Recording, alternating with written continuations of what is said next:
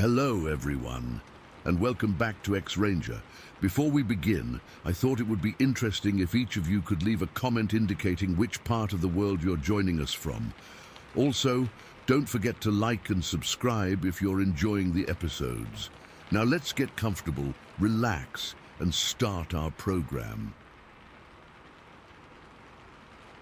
I still can't sleep well when I think about that summer night back in 1995. My friends and I were all 20-something, just looking to escape the heat and have some beers in the woods. We picked West Tennis because Jake's uncle had a little plot of land there where we could camp without anybody bothering us. There were 5 of us: me, Jake, his girlfriend Melanie, my buddy Scott, and Scott's cousin Tyler, who was visiting from Ohio. Nothing felt off when we arrived that afternoon. It was hot, maybe 85 degrees, typical for July. We parked our trucks at the end of this dirt logging road and hiked about a mile to the clearing by the river. We'd been there a few times before, so we knew the spot well. A flat area with a natural fire pit surrounded by pine trees, with the river about 40 feet behind. We spent the first few hours setting up our tents, gathering firewood and cracking open beers. The sun was starting to set and Jake got a good fire going. Melanie had made a huge pot of chili that morning and we were heating it up over the fire. That's when the dog showed up. It just wandered into our camp, this skinny hound dog with floppy ears and a worried look. No collar. It wasn't aggressive at all, just stood at the edge of our campsite whining softly and looking at us. "Poor thing starving," Melanie said. She took her bowl, filled it with some chili, and set it down a few feet away. The dog approached cautiously, sniffed the bowl, then started wolfing down the food like it hadn't eaten in days. We didn't think much of it. Probably a hunting dog that got separated from its owner. What was weird is that when it finished eating, it picked up the plastic bowl in its mouth and backed away into the trees. Just took the bowl and left. We laughed about it. "Great, now I'm down a bowl," Melanie joked.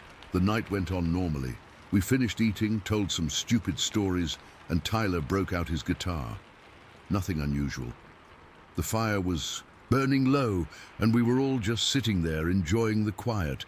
It must have been around 11 at night. That's when we heard something moving by the river. At first, I thought it was just the dog coming back. There was some splashing, like something was walking through the shallow part of the water. Then the brush started rustling behind us. Scott shined his flashlight toward the sound, but didn't catch anything. "Probably just a deer," he said. Then the dog came tearing out of the darkness, running straight into our campsite. But this time, it wasn't just hungry, it was terrified.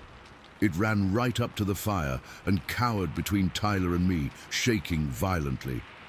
I put my hand on its back and could feel its heart pounding through its ribs. That's when we all sensed something was wrong. The forest had gone completely silent. No crickets, no frogs from the river, nothing. Just the crackling of our fire. "What's wrong with the dog?" Melanie whispered. None of us answered because right then, we all noticed it at the same time. Just beyond the reach of our firelight, maybe 20 yards away, something was sitting at the edge of the trees. Something big. I can't explain why, but none of us moved or spoke. It was like we were all frozen in place. I felt this pressure in my chest, like I couldn't get a full breath. The dog pressed itself against my leg, still trembling. The thing wasn't moving, it was just sitting there, watching us. I couldn't make out its shape clearly, but I could tell it was big, like bigger than a person. It was hunched over, and I got the impression it was squatting on its haunches. Jake slowly reached for the flashlight next to him, but Melanie grabbed his arm to stop him. Smart move. Something told all of us that drawing attention to ourselves or trying to see it better was a bad idea. We sat there for what felt like forever, but was probably less than a minute. Then it shifted position slightly, and that's when the firelight caught its eyes. I'll never forget that as long as I live.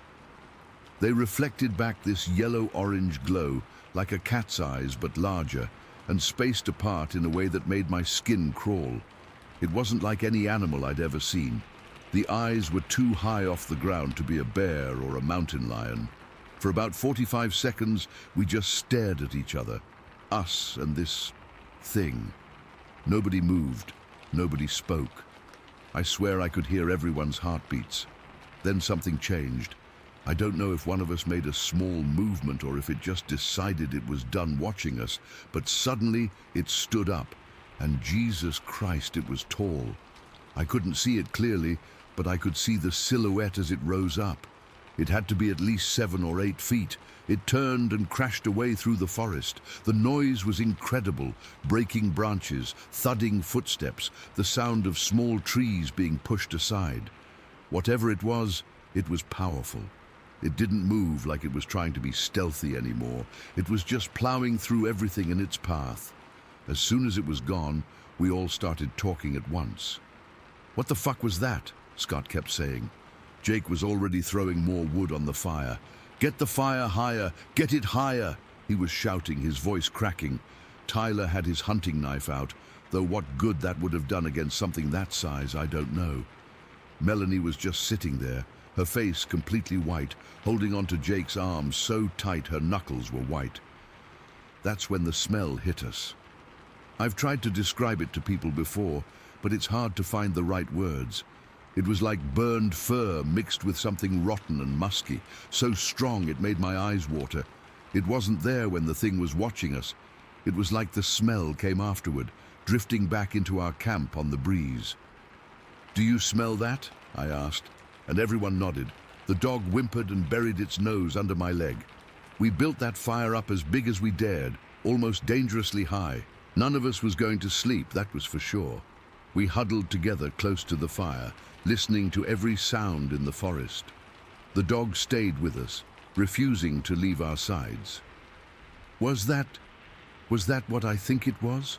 Melanie finally asked, her voice barely above a whisper. None of us wanted to say it out loud, like naming it would make it more real. But we were all thinking the same thing. What else could be that tall, that powerful, moving through the forest at night? "Bigfoot," Tyler finally said. "That had to be a fucking Bigfoot." We stayed awake all night, jumping at every sound. The thing didn't come back, but that smell lingered for hours. When the sun finally came up, we packed our stuff as fast as possible and got the hell out of there. The dog came with us. None of us were going to leave it behind after what happened. Jake ended up keeping it, named it Lucky. I wish I could say we got a better look at the creature, but we didn't. Just that silhouette and those eyes. But I know what I saw, and I know what I felt. That wasn't a bear or any normal animal. There was something intelligent about the way it watched us, like it was sizing us up. For years, I tried to convince myself it was just a bear, that we were all drunk and scared ourselves over nothing. But deep down, I knew better. Then, 7 years later, Jake and I went back. I don't know why we did it. Maybe to prove to ourselves we had imagined the whole thing. We didn't camp this time, just hiked in during the day to the same spot. Everything looked normal at first. The old fire pit was still there, though overgrown. We were about to head back when Jake froze and grabbed my arm. "Do you smell that?" he asked. And there it was, that same burned fur, musky odor. Fainter than before, but unmistakable. We followed the smell up the hill behind the campsite, away from the river. About a quarter-mile in, we found a natural rock shelter, like a shallow cave under an overhanging cliff. The smell was stronger there, and all around we saw broken tree limbs, not just small branches, but thick limbs broken off about 12 to 14 feet up the trunk. No bear could reach that high. We found what looked like a path of destruction through the forest. Tree trunks with bark scraped off, vegetation trampled down, forming a rough trail that led deeper into the mountains. We didn't follow it. Some primal instinct told us to turn around and leave. Jake took a few pictures, but they didn't capture much, just broken branches and the rock shelter. That was 15 years ago, and I still think about it all the time. I've read everything I can find about Bigfoot sightings, joined online forums, even talked to a couple of researchers. Our experience matches a lot of other reports. The height, the eyes, the smell, the way it broke branches high up in the trees. I don't go camping anymore. The thought of being out in the woods at night makes my skin crawl. Jake kept lucky until he died of old age about 8 years after that night. That dog never did like being outside after dark. I've never been back to West Tennis, never will.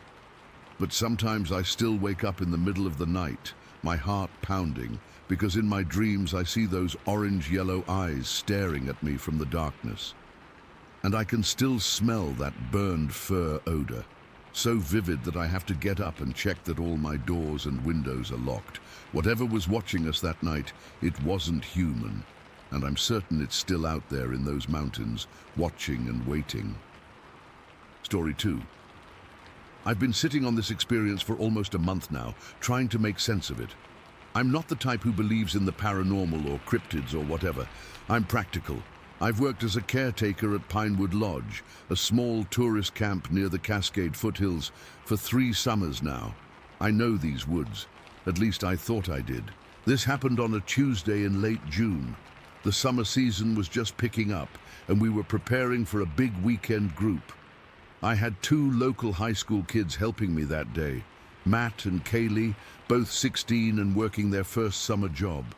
Good kids, but inexperienced, so I was checking their work pretty carefully. That morning was completely normal. Weather was clear, around 70 degrees, with that clean mountain air that city folks pay good money to breathe for a weekend. We'd been cleaning cabins since 8 in the morning. The camp has 12 small cabins scattered in a rough semicircle around a central fire pit and lodge. Nothing fancy, just basic accommodations with bunk beds, a small bathroom, and electricity.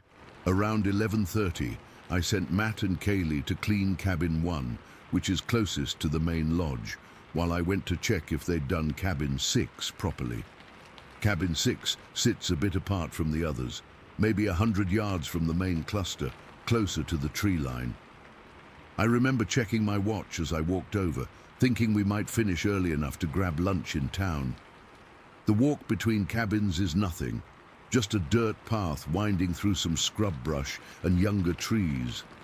I was mentally going through my checklist for cabin 6 when I heard it. A loud, distinctive crack from the forest edge, the unmistakable sound of a substantial branch breaking under weight.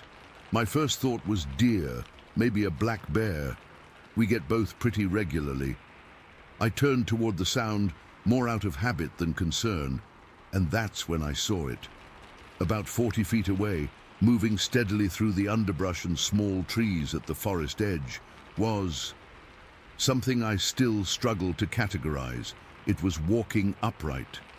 That's the first thing that struck me. Not lumbering or running, just walking with this strange calmness, like it belonged there.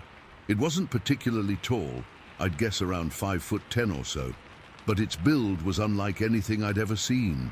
This thing had shoulders twice as wide as mine, and I'm not a small guy. The proportions were all wrong for a human.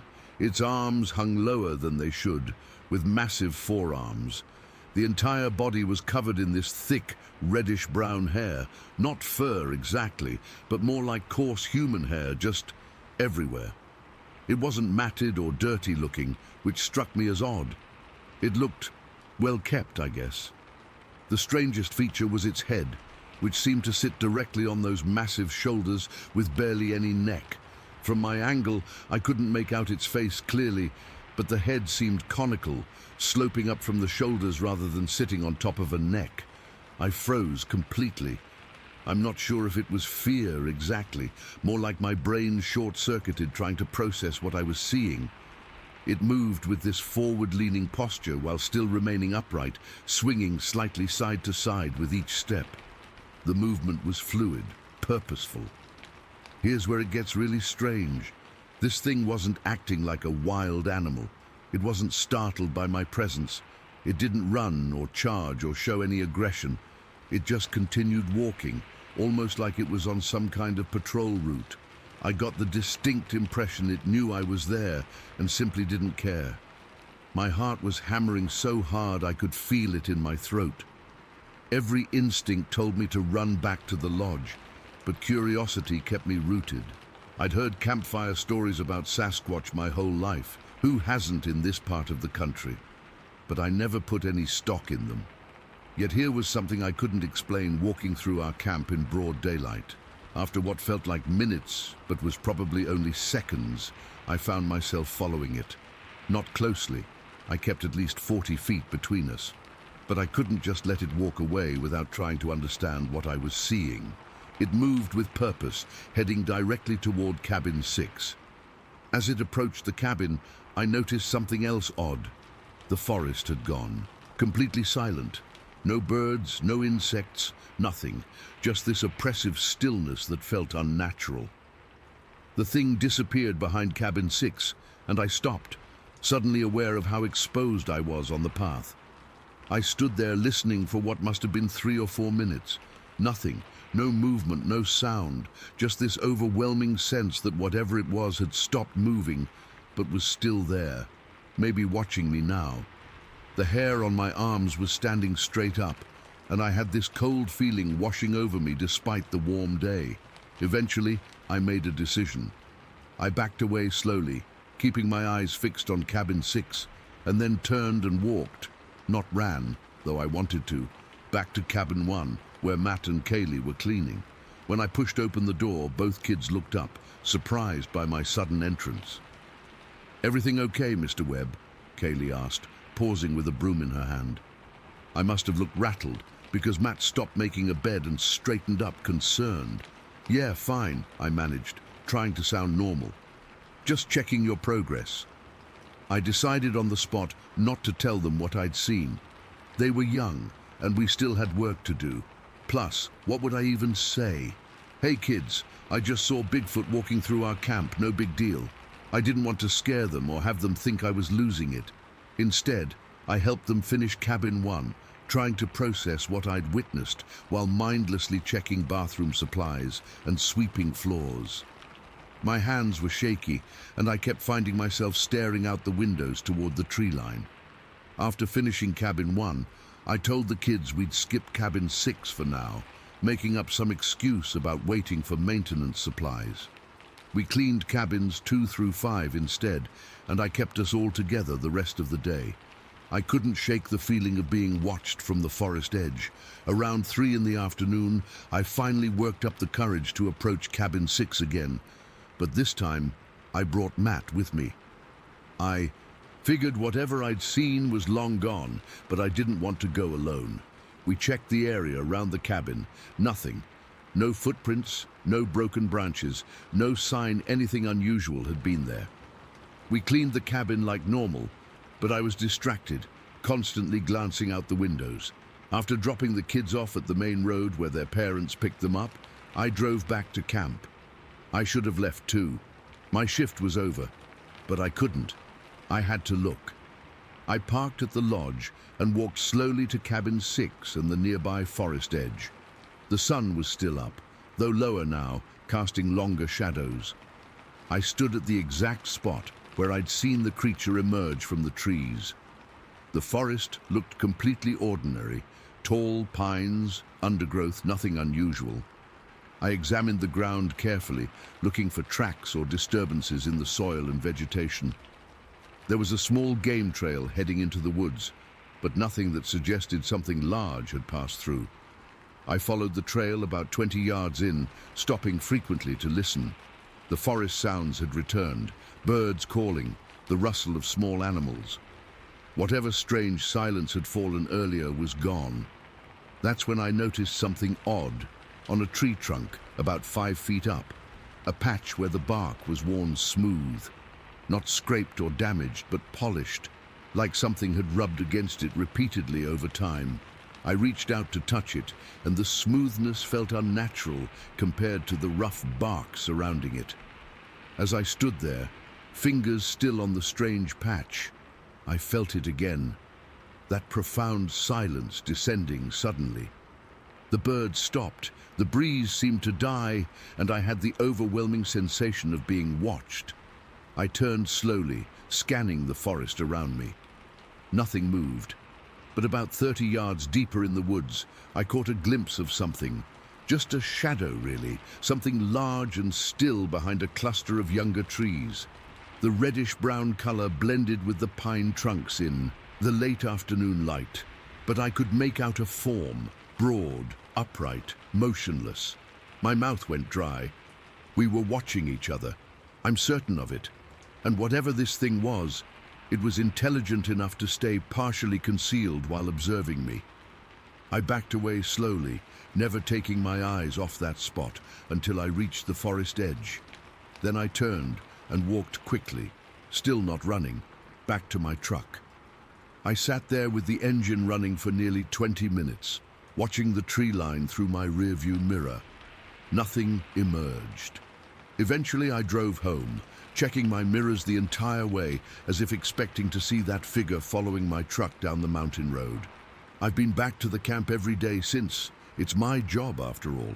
The regular tourists arrived that weekend, families with kids excited about hiking and campfires. Everything has been normal. I've checked the area around Cabin 6 and that spot in the forest multiple times. The smooth patch on the tree is still there, but I've found no other evidence. I haven't told anyone at work. What would I say? I have no proof, just an experience I can't explain.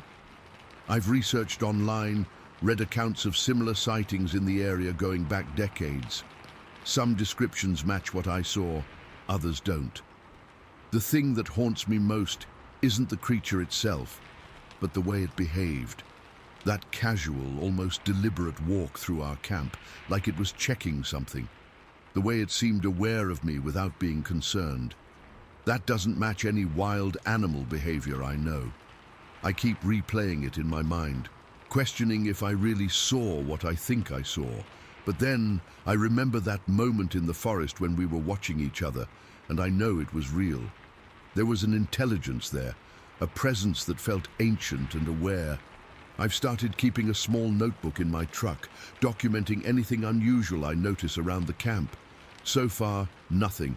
But sometimes when I'm alone at dusk, locking up the lodge or checking the more remote cabins, I still get that feeling of being watched from the tree line. Whatever I saw that day has changed how I see these woods. They're familiar, but somehow foreign now, like there's been a hidden layer there all along that I'm only just beginning to perceive. I don't feel threatened exactly, but I'm constantly aware now that these forests might hold things science hasn't explained, things that perhaps have been watching us a lot longer than we've been watching for them. Story 3. I still struggle to make sense of what I saw back in 1990. I was 10 years old at the time, and until recently, I never had a name for what I encountered. My buddy Matt had just gotten a pony for his birthday, and since I already had one, his parents agreed we could go on a 3-day ride through the countryside around Riverdale. We were farm kids, used to being outdoors on our own, and our parents trusted us enough to let us explore the area as long as we were back by sundown each day. The first day was pretty uneventful, just riding around the fields near our houses, getting Matt comfortable with handling his new pony.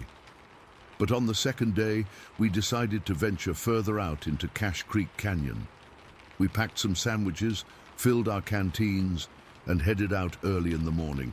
The canyon was this beautiful place with tall cliffs, a winding creek, and lots of places to explore. It was a migration route for elk and deer, so we were hoping to spot some wildlife.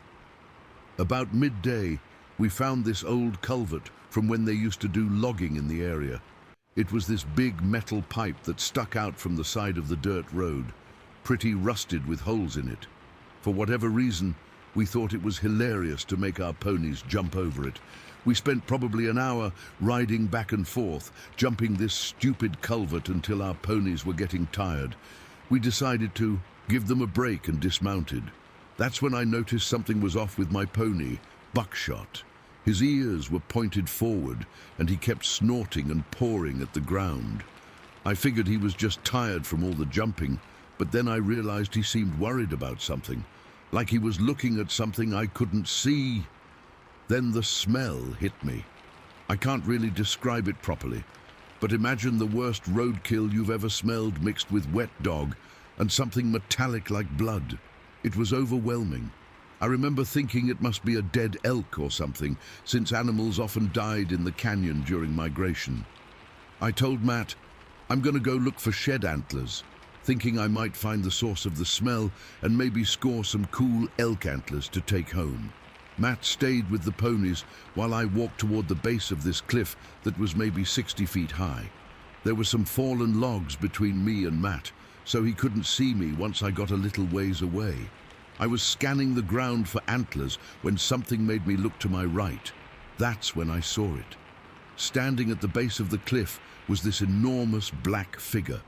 The evening sun was behind me, and the cliff cast a shadow, so I could only really see the upper half of whatever this was.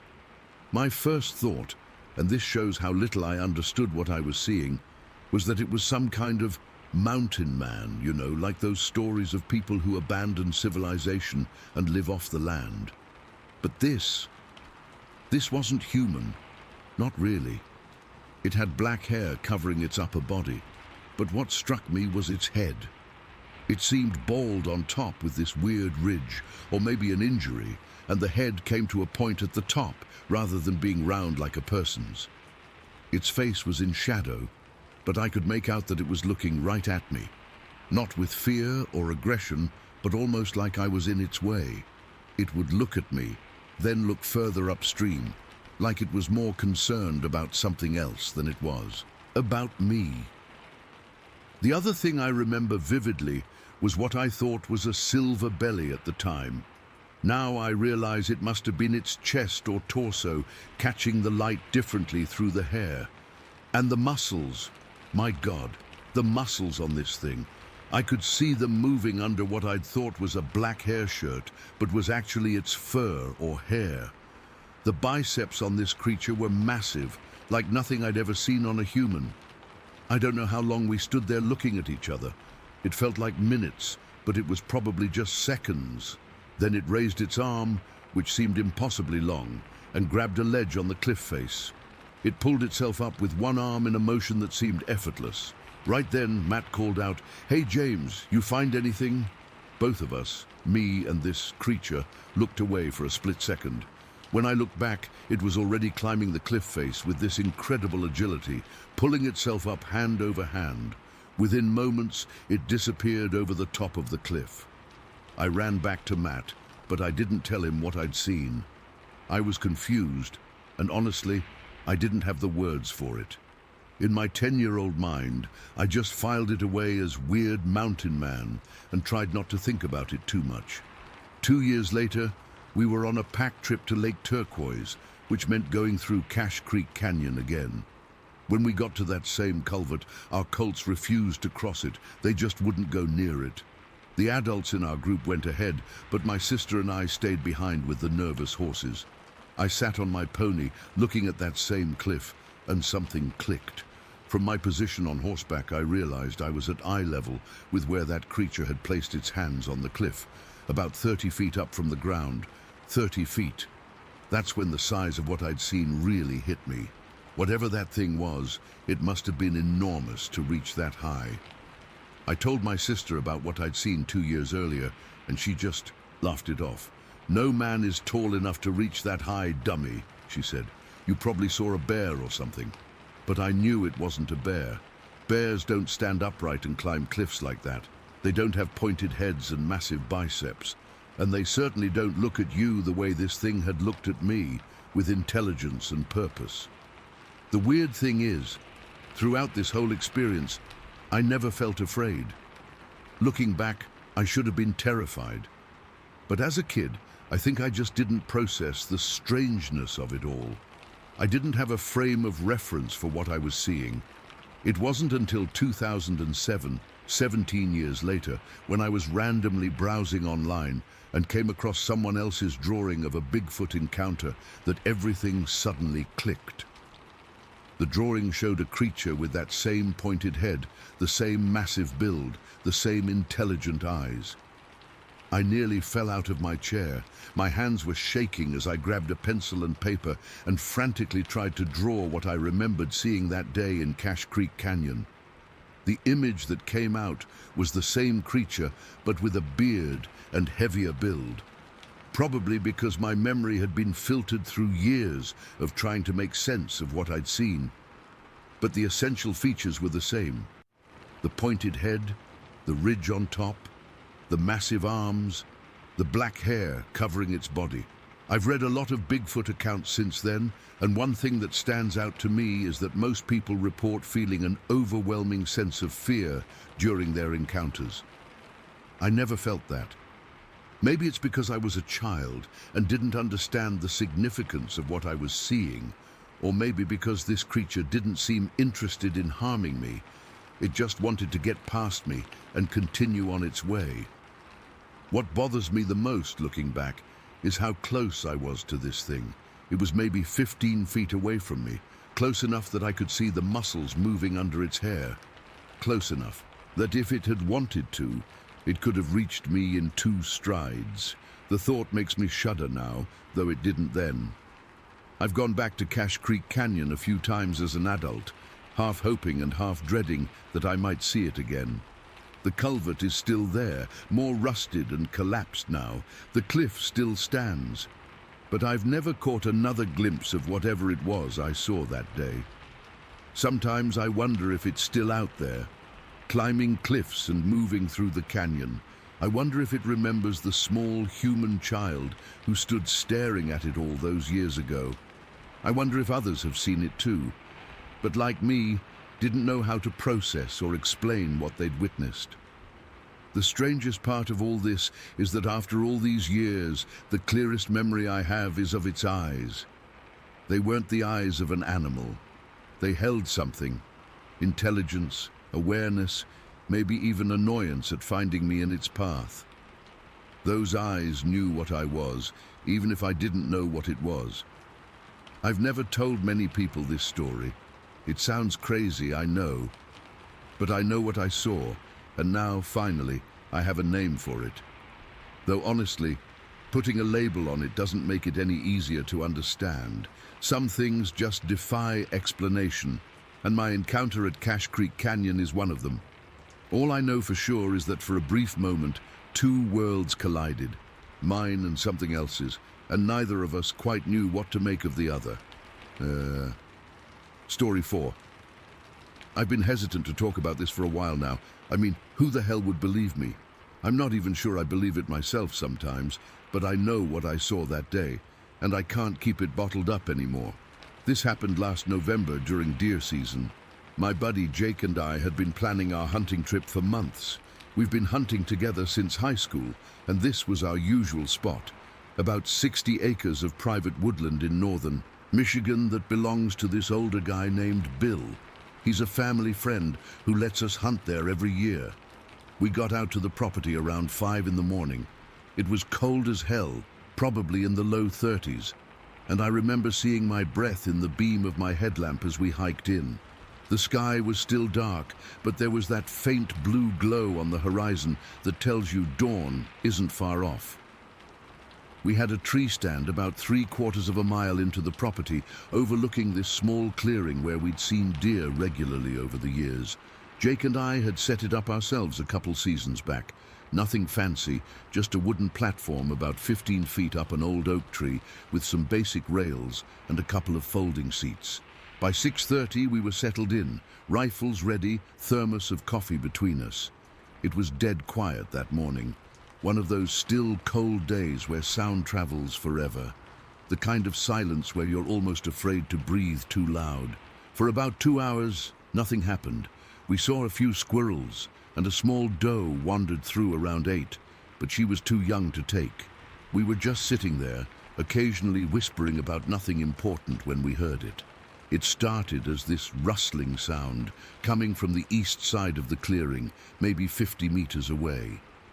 At first, I thought it might be a deer, but it was too deliberate, too heavy. Whatever was moving through that brush wasn't trying to be quiet at all. Jake and I both froze, rifles ready, but not raised yet. "What the hell is that?" Jake whispered. "Bear, maybe." I shook my head. We have black bears in Michigan, but they usually hibernate by November, and this sounded bigger anyway. The noise kept getting closer, branches snapping, underbrush crunching. It was moving toward this old logging trail that cuts through the property, which would put whatever it was in plain view from our stand. My heart was starting to pound. I've been hunting for 20 years, and I've never heard anything move through the woods like that. It wasn't just heavy, it was tall. You could tell because it was breaking branches that would be well above a deer or even a bear on all fours. Then it stepped onto the trail, and I swear to God my blood turned to ice. This thing was walking on two legs, like a person, but it wasn't a person, not even close. It was huge, at least 8 feet tall, probably closer to 9, and it was covered in dark hair or fur, not like a bear's fuzzy coat, but longer, almost like human hair, but coarser. The hair hung from its arms and body, swaying slightly as it moved. Its arms were too long for a human, hanging down almost to its knees. And even though it walked upright, the way it moved was all wrong. Its gait was fluid but different, longer strides, slight sway in the shoulders.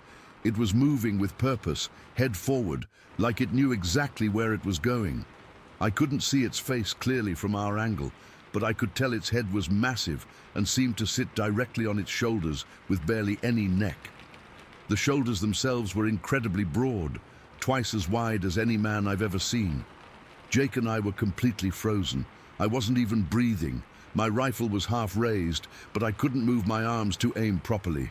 We were downwind, thankfully, but we were only about 40 feet up and in plain sight if the thing looked up. The creature walked steadily across the trail, moving from east to west. It never looked in our direction, just kept moving with that purposeful stride. Then, when it was about 3/4 of the way across the clearing, it suddenly stopped, just went completely still. Then it turned its head slightly, not quite in our direction, but like it was listening. I remember thinking, it knows we're here. I don't know how it knew. Maybe it heard us breathing or sensed our presence somehow, but in that moment, I was absolutely certain it was aware of us. For about 5 seconds, nobody moved. Then, without any warning, this thing just took off. Not running exactly, more like these massive, powerful strides that ate up ground faster than any human could sprint. It disappeared back into the dense forest on the west side with surprising speed and agility for something so large. The whole woods seemed to shake as it moved away, and then it was gone. Jake and I stayed completely silent for at least a minute. I could hear his breathing, quick and shallow, just like mine. My hands were shaking so bad I had to put my rifle down. "Did you?" he finally whispered. "Yeah," I said. "I saw it." "What the fuck was that?" I just shook my head. I didn't have an answer then, and I'm still not sure I do now. We sat in that tree stand for another hour, neither of us willing to get down. Finally, around 11, we decided to pack it in. There was no way either of us could focus on hunting after what we'd seen. As we climbed down, I noticed Jake's hands were trembling just like mine.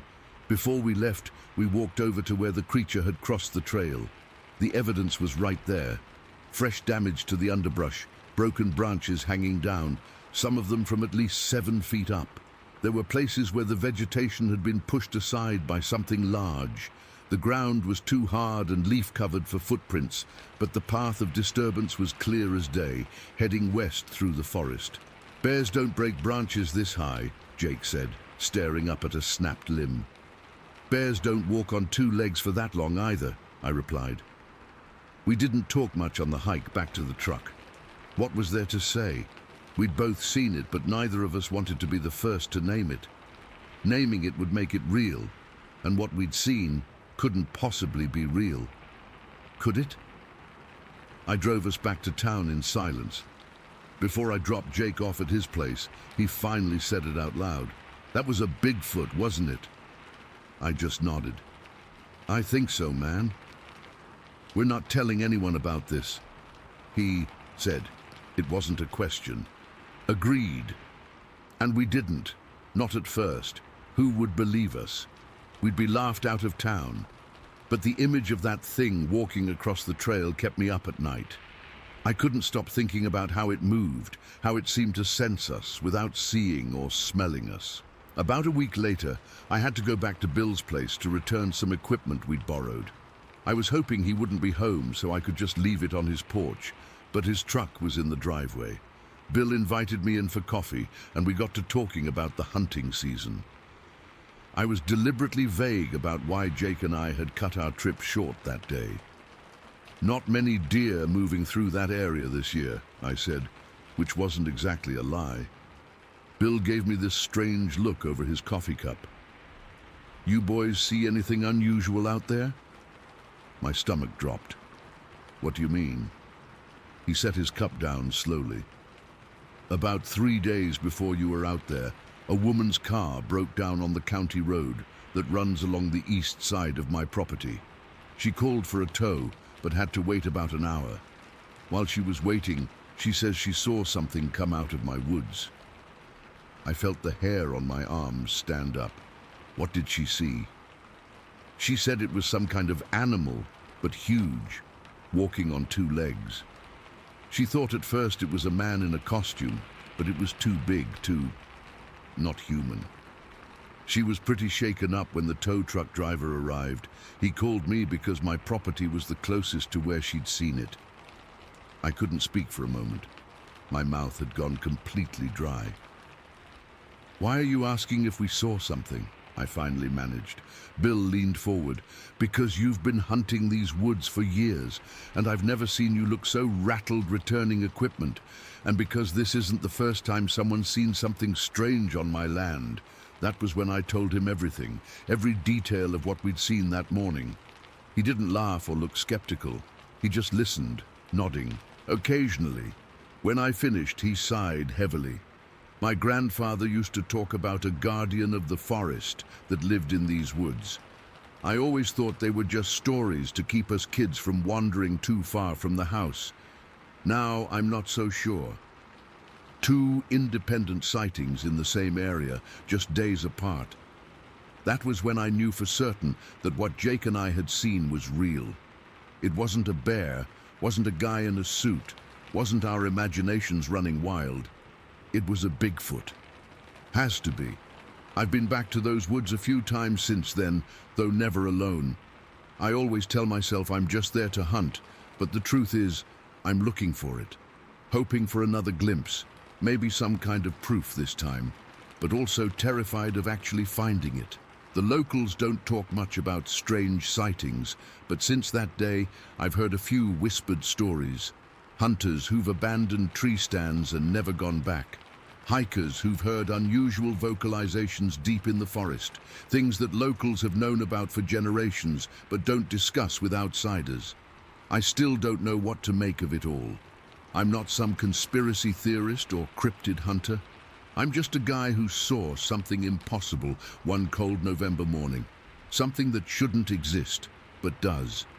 And here's the thing that really gets me. When it sensed us watching and stopped on that trail, I didn't feel threatened. I was terrified, sure, but not because I thought it would attack us. I was terrified because in that moment, I knew we weren't alone in those woods. And we never had been. I've never told this story publicly before today. Most people would think I'm crazy or making it up for attention, but I know what I saw. Jake knows what he saw. And somewhere in those Michigan woods, that thing is still out there, moving through the trees with that purposeful stride, aware of everything around it. And sometimes, late at night when I can't sleep, I wonder if it's thinking about us too. Story 5. I've never told this story outside my immediate family because, honestly, who would believe me? But after seeing similar accounts online lately, I figured it's time to share what happened to us back in 2002. Maybe someone else has experienced something similar and can help make sense of it all. My husband Derek and I moved to this trailer park outside Willow Creek, California in late 2001 with our son Tommy, who was 6 at the time, and my brother-in-law Frank. The rent was dirt cheap because the place was practically abandoned. We were the only occupied trailer in a park that once housed about 20 families. The owner was some corporation that bought the land for timber but hadn't gotten around to developing it yet. It wasn't much, but it was what we could afford after Derek lost his construction job in Eureka. The trailer park sat right at the edge of these dense woods, with a ravine across the single road that led into town. Behind us was nothing but forest for miles. It was beautiful in a way, all that nature, but isolated in a way that didn't fully hit me until winter came. The first weird thing happened in February. Tommy came rushing into our bedroom at around 2 in the morning, shaking and crying. I thought he'd had a nightmare, but he kept insisting there was a giant hand pressed against his window. Derek checked it out and found nothing, of course. We chalked it up to shadows from the trees or Tommy's imagination, but he refused to sleep in his room for almost a week afterward. Frank, who'd always been the skeptical type, laughed it off. "Kid's been watching too many of those monster shows," he said. Tommy had been obsessed with that Finding Bigfoot program on TV. But then our animals started acting strange. We had 2 dogs, a lab mix named Buddy and a terrier named Max, plus an old tabby cat called Whiskers. They'd always been outdoor animals who needed to be called, in at night, especially the cat who'd sometimes stay out till morning. But one day in early April, all 3 of them were scratching frantically at the door at sunrise. When I opened it, they bolted inside and wouldn't go near the doors or windows for the rest of the day. Buddy, who was normally the bravest dog you'd ever meet, spent the whole day under our bed whimpering. I remember Derek saying, "Maybe there's a bear or mountain lion around." It made sense, and we decided to be more careful about letting the animals out after dark. Then came that night in June. I'll never forget it as long as I live. It was a Tuesday, June 18th, and I woke up around 4:30 in the morning to Whiskers meowing at the door. The animals had been acting normal again for weeks, so I figured it was safe to let them out for their morning routine. It was already getting light outside, one of those early summer dawns where the sky is just starting to turn gray. I opened the door and the animals went out as usual. I stood on our little porch having a cigarette, still half asleep, when I heard it. From across the ravine came this sound. I don't know how to describe it properly. It started like a woman screaming. That was my first thought, that some woman was being attacked in the woods. But then the pitch changed in a way no human voice could. It went from a high-pitched scream down to this deep, guttural howl, then back up again. All in one continuous noise. My cigarette dropped from my fingers. I couldn't move. The sound continued for what felt like forever, but was probably only 5 minutes. It would pause for a few seconds, then start again. Each time it seemed closer, like whatever was making it was moving toward our trailer. I finally snapped out of it enough to back into the trailer and wake Derek. "There's something out there," I whispered, my voice shaking. "Something making noises." Derek, still groggy, followed me to the porch. The minute we stepped outside, it started. Again. I'll never forget the look on his face. Pure shock. He'd been hunting these woods his whole life and knew every animal sound you could imagine, but this had him completely rattled. "What the hell is that?" he whispered, gripping my arm so tight it left marks. The sound stopped abruptly. Then the dogs came tearing back to the trailer, whimpering and shaking. The cat was nowhere to be seen. She didn't come back until the next afternoon, hiding under the trailer and refusing to come out. We went inside and locked every door and window. Derek got his hunting rifle from the closet and sat up the rest of the night. Tommy slept through it all, thankfully. The next morning, Derek and Frank walked the property and the edges of the ravine, but found nothing unusual. No tracks, no signs of any animal. Frank still thought we were overreacting. "Probably just a cougar in heat," he said, though he didn't sound convinced. Things were quiet for a few months after that. We convinced ourselves it had just been some animal, maybe something passing through. Tommy had started sleeping in his own room again, and the animals seemed normal. Then came November 3rd. Frank had gone deer hunting that morning, taking a spot in his tree stand about half a mile into the woods behind our trailer. He'd been gone since before dawn. Around dusk, I was making dinner when the door flew open, and Frank stumbled in, white as a sheet and breathing hard like he'd run the whole way back. "Frank? What happened?" I asked, thinking he'd fallen from his stand or something. He couldn't speak at first, just collapsed in a chair, his hands shaking as he tried to pour himself a whiskey. Derek came in from the bathroom, took one look at his brother, and knew something was seriously wrong. When Frank finally spoke, his voice was barely above a whisper. I was in my stand waiting. It was getting dark, but there was a full moon, so I figured I'd give it another half hour.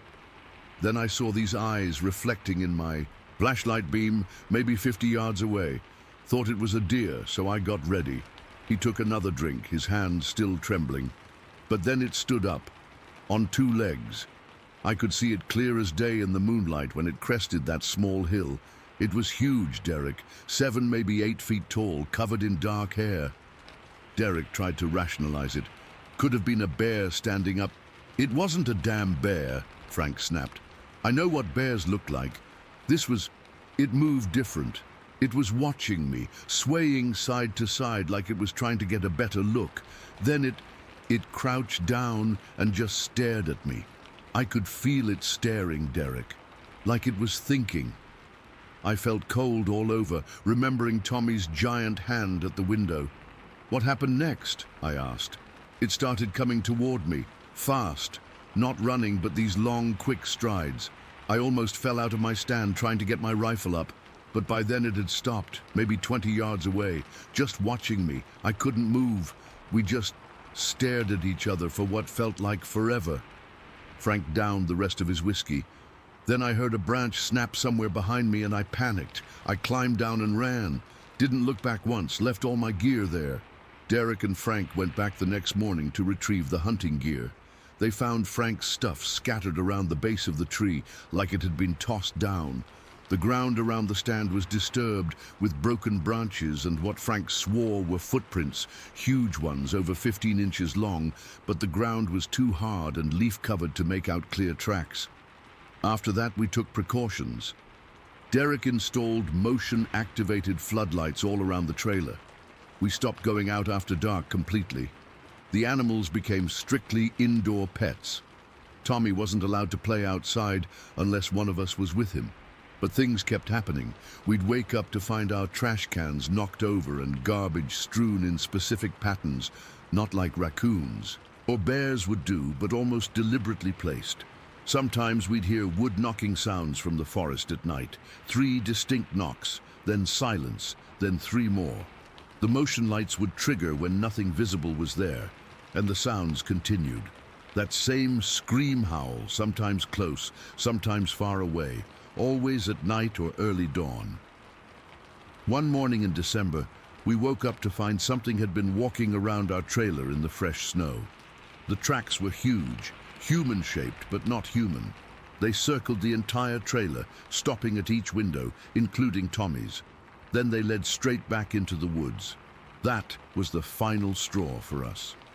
We moved out 2 weeks later, breaking our lease and leaving half our stuff behind.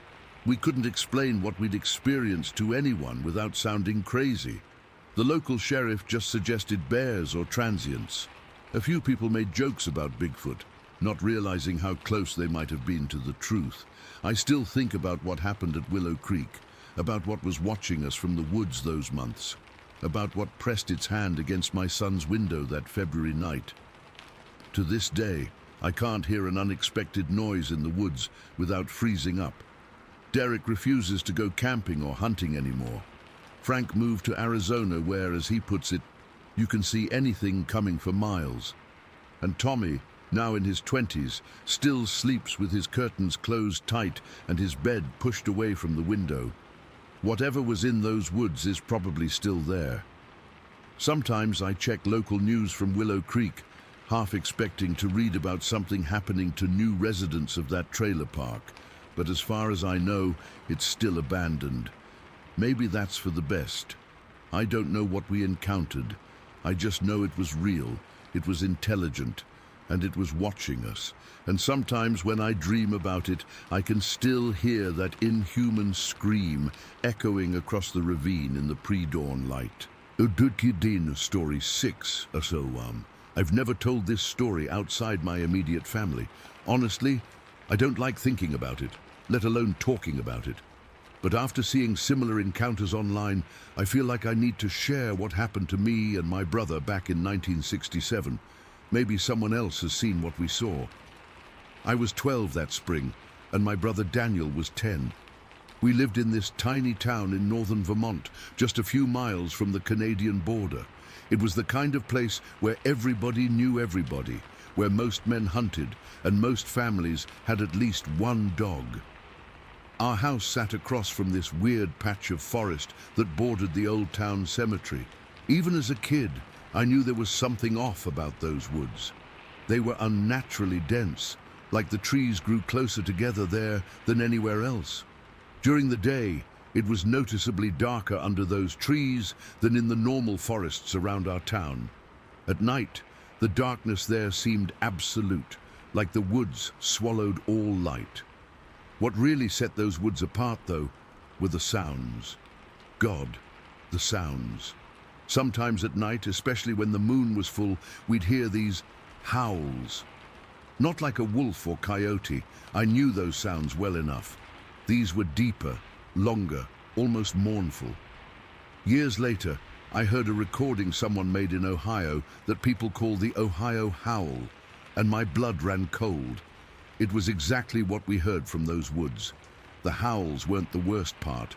Sometimes there were moans, low, drawn-out moans that sounded almost human, but wrong, like someone trying to imitate a person in pain without understanding what pain actually is.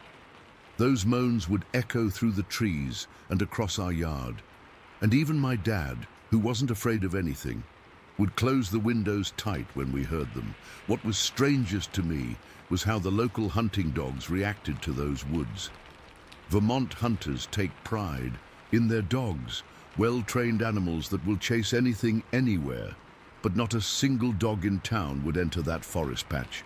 They'd stand at the edge, hackles raised, and either growl or whimper, but they wouldn't go in, not even when ordered.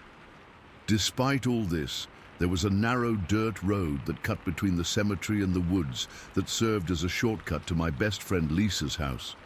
Mom always told us to take the long way around, to stick to the main roads, but you know how kids are. That shortcut saved us 15 minutes of pedaling, and what kid wouldn't choose the quicker path? It was early spring, late March or early April. The snow had mostly melted except for dirty piles in shaded areas. The ground was that gross mix of mud and dead leaves that makes everything smell like decay. Daniel and I were riding our bikes home from Lisa's house. I remember it was around 4 in the afternoon, still plenty of light, but getting towards that time when shadows start to stretch. We were about halfway down the shortcut road when something made me hit my brakes hard. Daniel nearly crashed into me from behind. "What the heck, Emma?" he complained, but I couldn't even answer him. About 20 yards into the woods, there was what I initially thought was a burned tree stump. It was black and oddly shaped, but it didn't look quite right for a stump. As I stared, trying to figure out what I was seeing, the breeze picked up, and that's when I saw it move. What I had thought was a weirdly shaped part of the stump was actually hair, long black hair that now blew slightly in the wind. My stomach dropped as my brain slowly processed what I was actually looking at. It wasn't a stump. It was something sitting there, cross-legged on the forest floor, completely covered in black hair. And it was massive. As my eyes adjusted and my brain made sense of the shape, I could see it had a head and shoulders.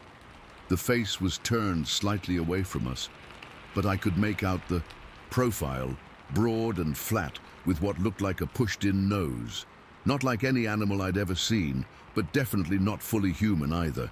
Its forehead was low, and its head had this weird domed shape that rose up from massive shoulders. Even sitting down, I could tell it was huge, like 5 or 6 feet tall just in a seated position. Its arms were the worst part. They were unnaturally long and bent at odd angles, almost like an insect's limbs rather than a mammal's. The fingers were long too, splayed out on its knees as it sat there, perfectly still, except for that hair moving in the breeze. I felt like my heart had stopped. I couldn't breathe, couldn't think. It was like my brain short-circuited trying to make sense of what I was seeing. There was something so fundamentally wrong about this thing, like it shouldn't exist in our world. I glanced at Daniel and saw his face had gone completely white. His eyes were wide and his mouth was hanging open. He had seen it too. This wasn't my imagination. I don't know how I managed to find my voice, but I leaned over to him and whispered as quietly as I could, "Daniel, we need to go home right now. Start pedaling and don't stop for anything. Don't look back." He just nodded, unable to speak. We turned our bikes around as silently as possible. I remember the crunch of gravel under our tires sounded impossibly loud. Then we started pedaling, slowly at first, trying not to attract attention, but once we were around the bend and out of sight of that thing, we pedaled harder than we ever had in our lives. My legs burned and my lungs felt like they were going to explode, but I didn't slow down. I kept glancing back to make sure Daniel was keeping up and that nothing was following us. The whole time, I kept hearing those moans from the woods in my head, wondering if that thing was what made those sounds. We covered the mile back to our house in what felt like seconds. We didn't even put our bikes away properly, just dropped them in the driveway and ran inside, slamming the door behind us. Mom was in the kitchen making dinner when we burst in. She took one look at our faces and immediately put down the knife she was using. "What happened?" she asked, and there was something in her tone, not just concern, but almost like she was expecting bad news. Daniel and I started talking over each other, the words coming out in a jumbled mess. "In the woods, this thing, it was sitting there, all black hair." Mum's face changed as we spoke, not disbelief like you might expect. Instead, she got this look of grim confirmation, like we were telling her something she already suspected. She sat us down at the kitchen table and gave us each a glass of water. "One at a time," she said. "Emma, you're older. Tell me exactly what you saw." So I told her everything. The black hair, the strange face, the two long arms, how big it was even sitting down. Daniel nodded along, adding details I'd missed, like how its shoulders seemed too broad for its body and how its fingernails looked thicker and darker than a person's should be. When we finished, Mum just sat there for a moment, looking between us. Then she asked, "Where exactly did you see this?" "On the shortcut through the cemetery," I admitted, knowing we were about to get in trouble for taking the forbidden route. But Mom didn't yell at us for disobeying. She just nodded and said, "You're not to go near those woods again, not ever. Do you understand me?" We both nodded, neither of us having any desire to go back there. "What was it, Mom?" Daniel asked in a small voice. She shook her head. "I don't know," she said, but something in her tone made me think she wasn't being entirely truthful. "But the people who've lived here a long time know there are things in those woods that are best left alone." That night, I couldn't sleep. I kept seeing that thing sitting there, imagining it turning its head fully toward us, standing up to its full height. I wondered, what would have happened if it had noticed us, if it had decided to pursue us? Every time I closed my eyes, I pictured those insect-like arms reaching for me. Around midnight, I heard my parents talking in low voices downstairs. I crept to the top of the stairs to listen. "Knew this would happen eventually," Dad was saying. "Those woods." "I know," Mom replied. "My grandmother warned me when we moved here, said they've always been that way." "Should we tell them the stories?" "No," Mom said firmly. "They're too young. Just keep them away from there. Make sure they understand how serious this is. And if they see it again..." There was a long pause before Mom answered. "Then we'll have to move, like the Petersons did after their boy went missing." I didn't know any Petersons, and I'd never heard about a missing boy. I scurried back to bed when I heard my parents' chairs scrape against the floor. The next morning, Dad reinforced what Mom had told us. We were never to go near those woods again, and especially not alone. He made us promise, looking more serious than I'd ever seen him. We kept that promise. We took the long way to Lisa's house from then on, adding 30 minutes to our bike ride rather than go anywhere near that forest patch. When friends suggested shortcuts through the cemetery, we always found excuses to go the other way. About a month after our encounter, I overheard Mrs. Whitaker at the general store telling someone about strange howls she'd heard the night before. "Like nothing I've ever heard," she said. "Tom says it's just wolves coming down from Canada, but I know wolf howls. This was something else." The man she was talking to, old Mr. Jenkins, who'd lived in town his whole life, just nodded and said, "Some things in this town are better left unquestioned, Margaret." We lived in that house for 3 more years before Dad got a job offer in Massachusetts. I was secretly relieved when we moved. Even though I'd kept my promise to avoid the woods, I always felt like something was watching me whenever I was in our backyard. Like those woods had eyes. I'm 58 now, and I've never seen anything like that creature again. I've researched cryptids and unexplained phenomena, looking for something that matches what we saw, but nothing quite fits. The closest might be what some call a Bigfoot or Sasquatch, but even those descriptions don't capture the wrongness of what we encountered, especially those insect-like arms and the way it sat so unnaturally still. Sometimes I wonder if it's still there, sitting cross-legged in those dense Vermont woods, waiting for someone else to pass by on that shortcut road. And sometimes, on particularly dark nights, I still hear those mournful howls in my dreams. Story 7. I've been hesitating to write this down for almost 8 months now. Part of me still doesn't want to believe what happened that night at my in-laws' place. I've gone over it in my head 1,000 times, and I still can't explain it. So my wife and I were visiting her parents last summer at their house about an hour outside of Belleville. If you've never been there, it's pretty much what you'd expect from rural Illinois. Lots of open fields, patches of woods, and houses spaced so far apart that your closest neighbor is just a dot in the distance. My in-laws have this big property with about 12 acres of land, mostly open field, with a dense tree line that runs along the back. I grew up on a farm in southern Missouri, so I'm used to country living and all the sounds that come with it. Coyotes, foxes, owls, I know what they all sound like. You get a sense for these things when you've spent your whole life around them. I'm not the type to get spooked by random animal noises in the night. At least I wasn't before that evening.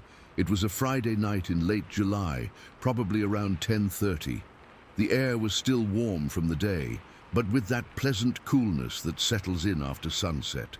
The sky was clear, one of those nights where you can see every star because there's no light pollution for miles. My wife's brother Mike and his girlfriend Amber had come over for a barbecue earlier, and we were all just sitting around on the back porch, drinking beers and catching up. The conversation had hit one of those natural lulls, and for a moment, everything was quiet, except for the chorus of crickets and the occasional rustle of leaves when the breeze picked up. It was peaceful, normal. Then it happened. This scream tore through the night. I've never heard anything like it before or since. It wasn't just loud, it was powerful in a way that's hard to describe. It hit you in the chest, like you could feel the sound physically pushing against you.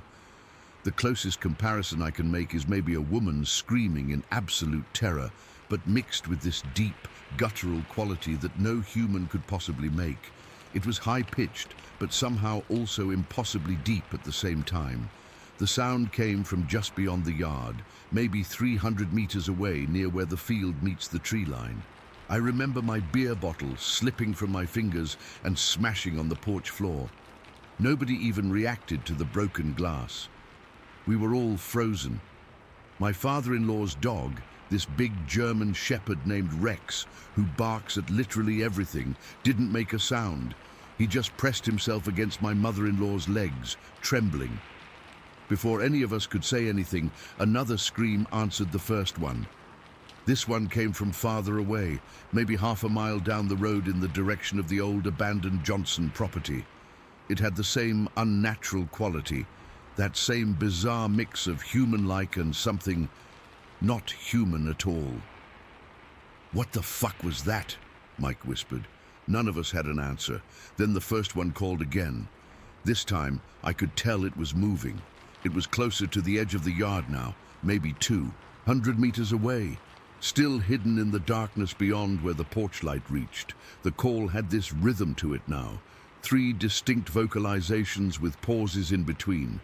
Almost like it was saying something. The second one responded with the same pattern. 3 calls, same rhythm. But it had changed position too. It was coming from a different direction now, like it had moved along the perimeter of the property. I looked at my wife and saw her face had gone completely white. My in-laws weren't outside with us. They'd gone to bed early, but I could see lights flicking on inside the house. They'd heard it too. "Should we go inside?" Amber asked, her voice barely audible. But none of us moved. It was like we were pinned to our chairs by some invisible force. This primal fear that screamed at us not to draw attention to ourselves by moving. The calls continued back and forth, creating this bizarre duet that echoed across the fields. Sometimes they would speed up the pattern, other times slow it down or change the pitch slightly. It wasn't random animal noise, it was communication. These things were talking to each other. At one point, the closer one made this sound that started low and swept upward in pitch, ending in what I can only describe as laughter. Not human laughter, something that understood the concept of laughter but had never actually heard it done properly. The hair on my arms stood straight up, and I felt this cold sweat break out all over my body. The farther one answered with the same laughing sound, and then added a series of quick barks or yelps at the end.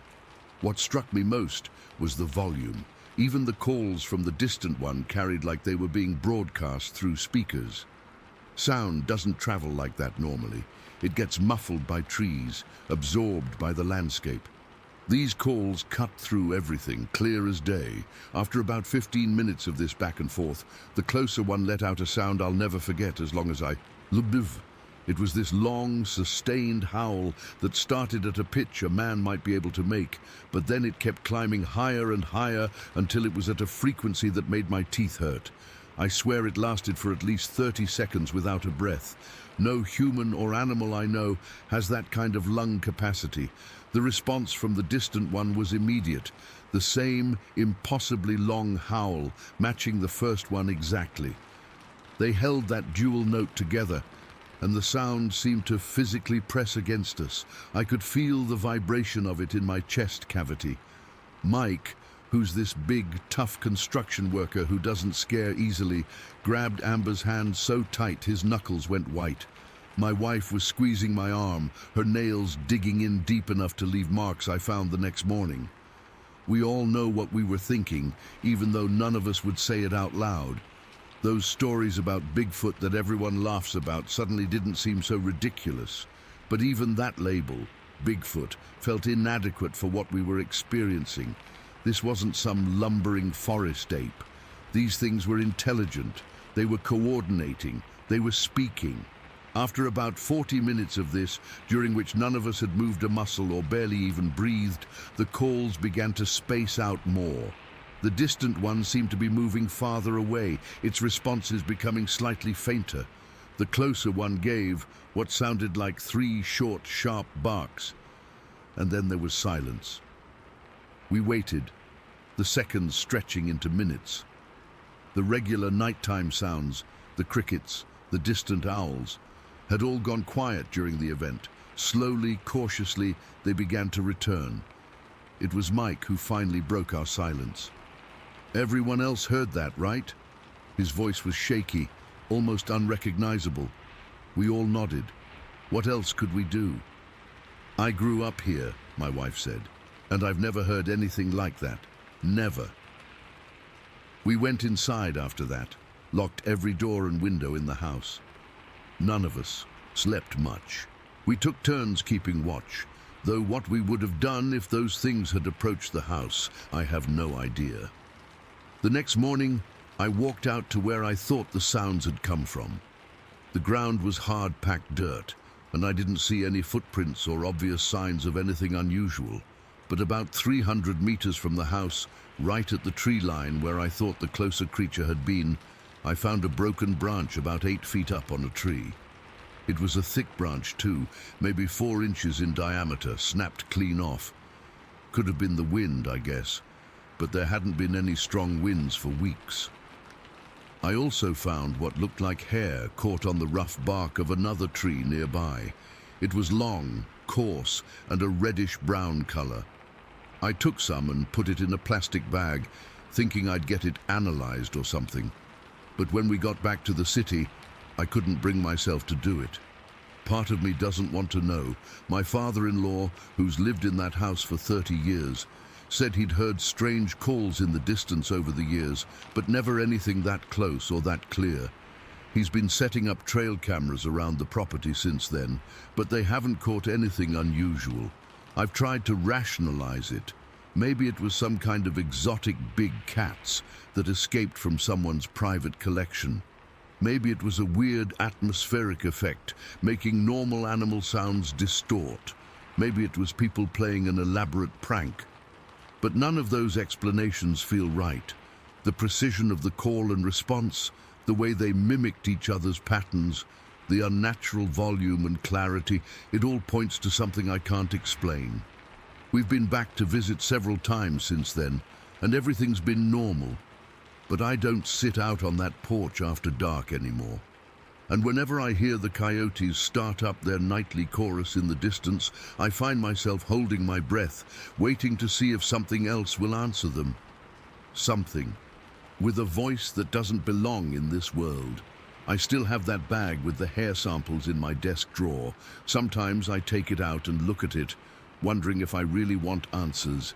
Because if what we heard that night was real, if there really are intelligent, unknown creatures out there communicating in voices that sound almost human, then I'm not sure I want to know what else might be hiding just beyond the reach of our porch lights. Story 8. I've been trying to make sense of what happened to me 3 months ago, but I still can't wrap my head around it. I'm not the type who believes in the supernatural or monsters hiding in the woods, but what I saw that night in Marshall has completely changed my perspective. I'm hoping that putting this down in writing might help me process it, or maybe someone else has seen something similar and can help me understand what I encountered. I work as a sales rep for a manufacturing company, which means I spend a lot of time on the road visiting clients across East Texas. That day in March, I was driving back from a meeting in Shreveport, taking the back roads through Marshall to get home to Tyler. It was a route I'd driven dozens of times before, nothing special about it. It was getting dark earlier than I expected. Spring storms had been rolling through the area all week, and that evening the sky was particularly heavy with clouds. By 6:30, dusk was already settling into darkness. I had my headlights on, but visibility wasn't great on those winding country roads. About 10 miles outside of Marshall, there's this stretch of highway that crosses over 2 small bridges about half a mile apart. I was approaching the second bridge when I noticed something moving on the roadside ahead of me, maybe 100 yards in the distance. At first, I assumed it was a deer. They're common in the area, and I've had plenty of close calls with them. Darting across the road, I instinctively slowed down, dropping from 65 to around 40 miles per hour. That's when I saw it step onto the road, and I immediately knew this was no deer. My brain couldn't process what I was seeing. This thing was enormous, towering over the nearby road sign, which had to make it at least 8 feet tall, maybe taller. The proportions were all wrong for a human. Its limbs were too long, its shoulders too broad, and its head seemed oddly shaped in the growing darkness. The way it moved across the highway wasn't normal either. It covered the entire width of the road in just 3 strides. 3. The highway is at least 20 feet across. No human could move like that. The speed was incredible. 1 second it was on the left side of the road, and then it was just gone, disappearing into the brush on the right side. I hit the brakes hard, my truck skidding slightly on the damp asphalt. My heart was pounding so hard I could feel it in my throat. Part of me wanted to floor it and get the hell out of there, but another part, the part that's probably responsible for all the stupid decisions in my life, was intensely curious. I pulled over just past the bridge and sat there for a minute, engine running, trying to process what I'd just witnessed. I told myself it must have been a bear, though deep down I knew that was bullshit. There haven't been bears in this part of Texas for decades, and whatever I saw walked upright the entire time. After a couple minutes of sitting there with my knuckles white on the steering wheel, I made the decision that still haunts me. I decided to get out and look. I grabbed the heavy mag light I keep under my seat and stepped out of my truck. The moment I opened the door, I was hit with a smell so foul I nearly gagged. It was like roadkill that had been baking in the sun for days, mixed with something musky and animal. The odor hung in the air like a physical presence, concentrated in the area where the creature had crossed. The temperature seemed to drop 10 degrees the moment I stepped outside. It had been a warm spring day, probably around 70, but suddenly I was shivering. I clicked on my flashlight and swept the beam across the road. The ground where the thing had crossed showed signs of disturbance. The shoulder of the road was muddy from recent rain, and there were indentations that I initially thought might be footprints. But they were oddly shaped, too large and too far apart to be human. Water had dripped off whatever it was, leaving a visible trail across the asphalt. I followed my flashlight beam to where the creature had disappeared into the brush. The vegetation at the roadside was disturbed, branches broken and pushed aside as if something large had forced its way through. The trail was obvious, even to someone like me who's no outdoorsman. That's when the feeling hit me. I can't really explain it properly, but it was like a physical weight pressing down on me from all sides, a certainty that I was being watched, not just watched, studied. I swept my flashlight beam across the tree line, expecting to see eyes reflecting back at me, but there was nothing visible. Yet I absolutely knew it was there, observing me from the shadows. The hair on the back of my neck stood up, and my skin crawled with goosebumps that had nothing to do with the sudden chill in the air. The rational part of my brain was screaming at me to get back in the truck, but I took a few steps toward the tree line anyway. The smell got stronger, and my stomach turned. I called out, "Hello? Is someone there?" My voice sounded pathetic even to my own ears, small and scared in the growing darkness. No response came, but the feeling of being observed intensified. It was like standing in front of an audience in a darkened theater. You can't see them, but you know they're there, watching your every move. I shined my light on the ground again, trying to make sense of the marks I was seeing. That's when I noticed something that made my blood run cold. Among the broken vegetation and muddy depressions were tufts of dark, coarse hair caught on the brambles. I reached out, almost touching one before pulling my hand back, suddenly afraid of what physical contact might confirm. A branch snapped in the woods, not close, but not far enough away to comfort me either. I jerked my flashlight toward the sound, but saw nothing. The dense undergrowth and trees created impenetrable shadows beyond the reach of my light. That was enough for me. I backed toward my truck, never taking my eyes off the tree line. The feeling of being watched followed me, growing more intense with each backward step. It was like whatever was out there knew I had seen it and was deciding what to do about that fact. I reached my truck and fumbled with the door handle, nearly dropping my flashlight in my haste. Once inside, I locked the doors and started the engine in one fluid motion. The headlights illuminated the road ahead, but the woods to the right remained dark and impenetrable. As I put the truck in drive, ready to pull away, I glanced at my side mirror. For just a split second, so brief I've spent months questioning whether it was real or my imagination, I thought I saw movement at the edge of the tree line. Something large shifting position, just a subtle realignment of the shadows. I didn't wait to confirm. I hit the gas and took off, probably faster than was safe on that winding road. Even with my windows rolled up tight and the heat blasting, I could still smell that awful stench, like it had followed me into the truck, clinging to my clothes and skin. The entire drive home, nearly an hour, I kept checking my mirrors, convinced I was being followed. Even after I pulled into my driveway and locked myself in my house, I couldn't shake the feeling of being observed. I took the longest shower of my life that night, trying to wash away the smell and the sensation of those unseen eyes. The next day, after a sleepless night, I almost convinced myself I'd imagined the whole thing, but when I went out to my truck to go to work, I noticed something that sent ice through my veins. On the passenger side of my vehicle, visible in the morning light, were 4 muddy smears along the door panel, like something with dirty, wet hands had run its fingers along the side of my truck as I drove away. I called in sick that day, and the next. I spent hours researching online, looking for any similar reports in the area. I found a few vague accounts of something tall seen crossing roads in East Texas over the years, but nothing detailed enough to confirm what I'd witnessed. 3 months have passed now, and I still take the interstate when I have to drive through Marshall. I can't bring myself to take those back roads again, especially as dusk approaches. The few times I've mentioned the experience to friends, they've laughed it off, suggesting I saw a bear or even a person in a costume. But I know what I saw, and more importantly, I know what I felt.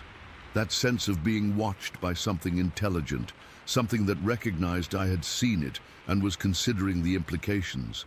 That's what keeps me up at night, not just the encounter itself, but the thought that whatever it was, it knows my face now. It's seen me. And sometimes driving home late after a long day on the road, I can't shake the feeling that I'm still being observed, that whatever I encountered that evening hasn't forgotten me either. Story 9. I've never shared this story publicly before, but it's been bothering me for almost 50 years now, and I need to get it off my chest. Maybe someone else has seen what we saw that night. Maybe I'm just hoping to make sense of it after all this time. This happened back in April of 1974. I was driving my old Chevy Impala with my daughter Elaine in the passenger seat, and my son Timothy in the back. Tim was 11 at the time. We were coming back from visiting my sister in Davenport, taking the back roads through Scott County near Buffalo, Iowa.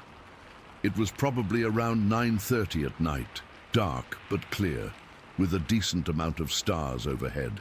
We were on this stretch of county road that runs past the Martin Marietta cement plant. If you know the area, you know what I'm talking about. It's this isolated industrial spot surrounded by farmland and woods. During the day, it's just another rural road, but at night, with just your headlights cutting through the darkness, it feels different. We'd made this drive dozens of times before. Nothing special about that night. We were just chatting about family stuff, the radio playing softly. Tim had been quiet in the back seat, probably tired from the day. Suddenly, Tim's voice broke through from the back seat. "Mom, there's a cow in the road up ahead." I slowed down immediately. Hitting a cow could total your car and kill you if you're unlucky. I squinted through the windshield, trying to make out what he was seeing. There was definitely something in the road about 100 yards ahead, but it didn't look like any cow I'd ever seen. "That's not a cow, Tim," I said, easing off the gas even more. "Maybe a deer." Elaine leaned forward in her seat. "No, it's too big for a deer. Maybe it's someone broken down."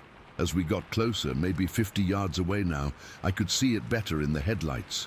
It was dark-colored, and it was big, really big. It seemed to be hunched over something in the middle of the road. "Maybe it's someone in a dark shirt," Elaine suggested, her voice getting tense. "Like they're checking something on the pavement?"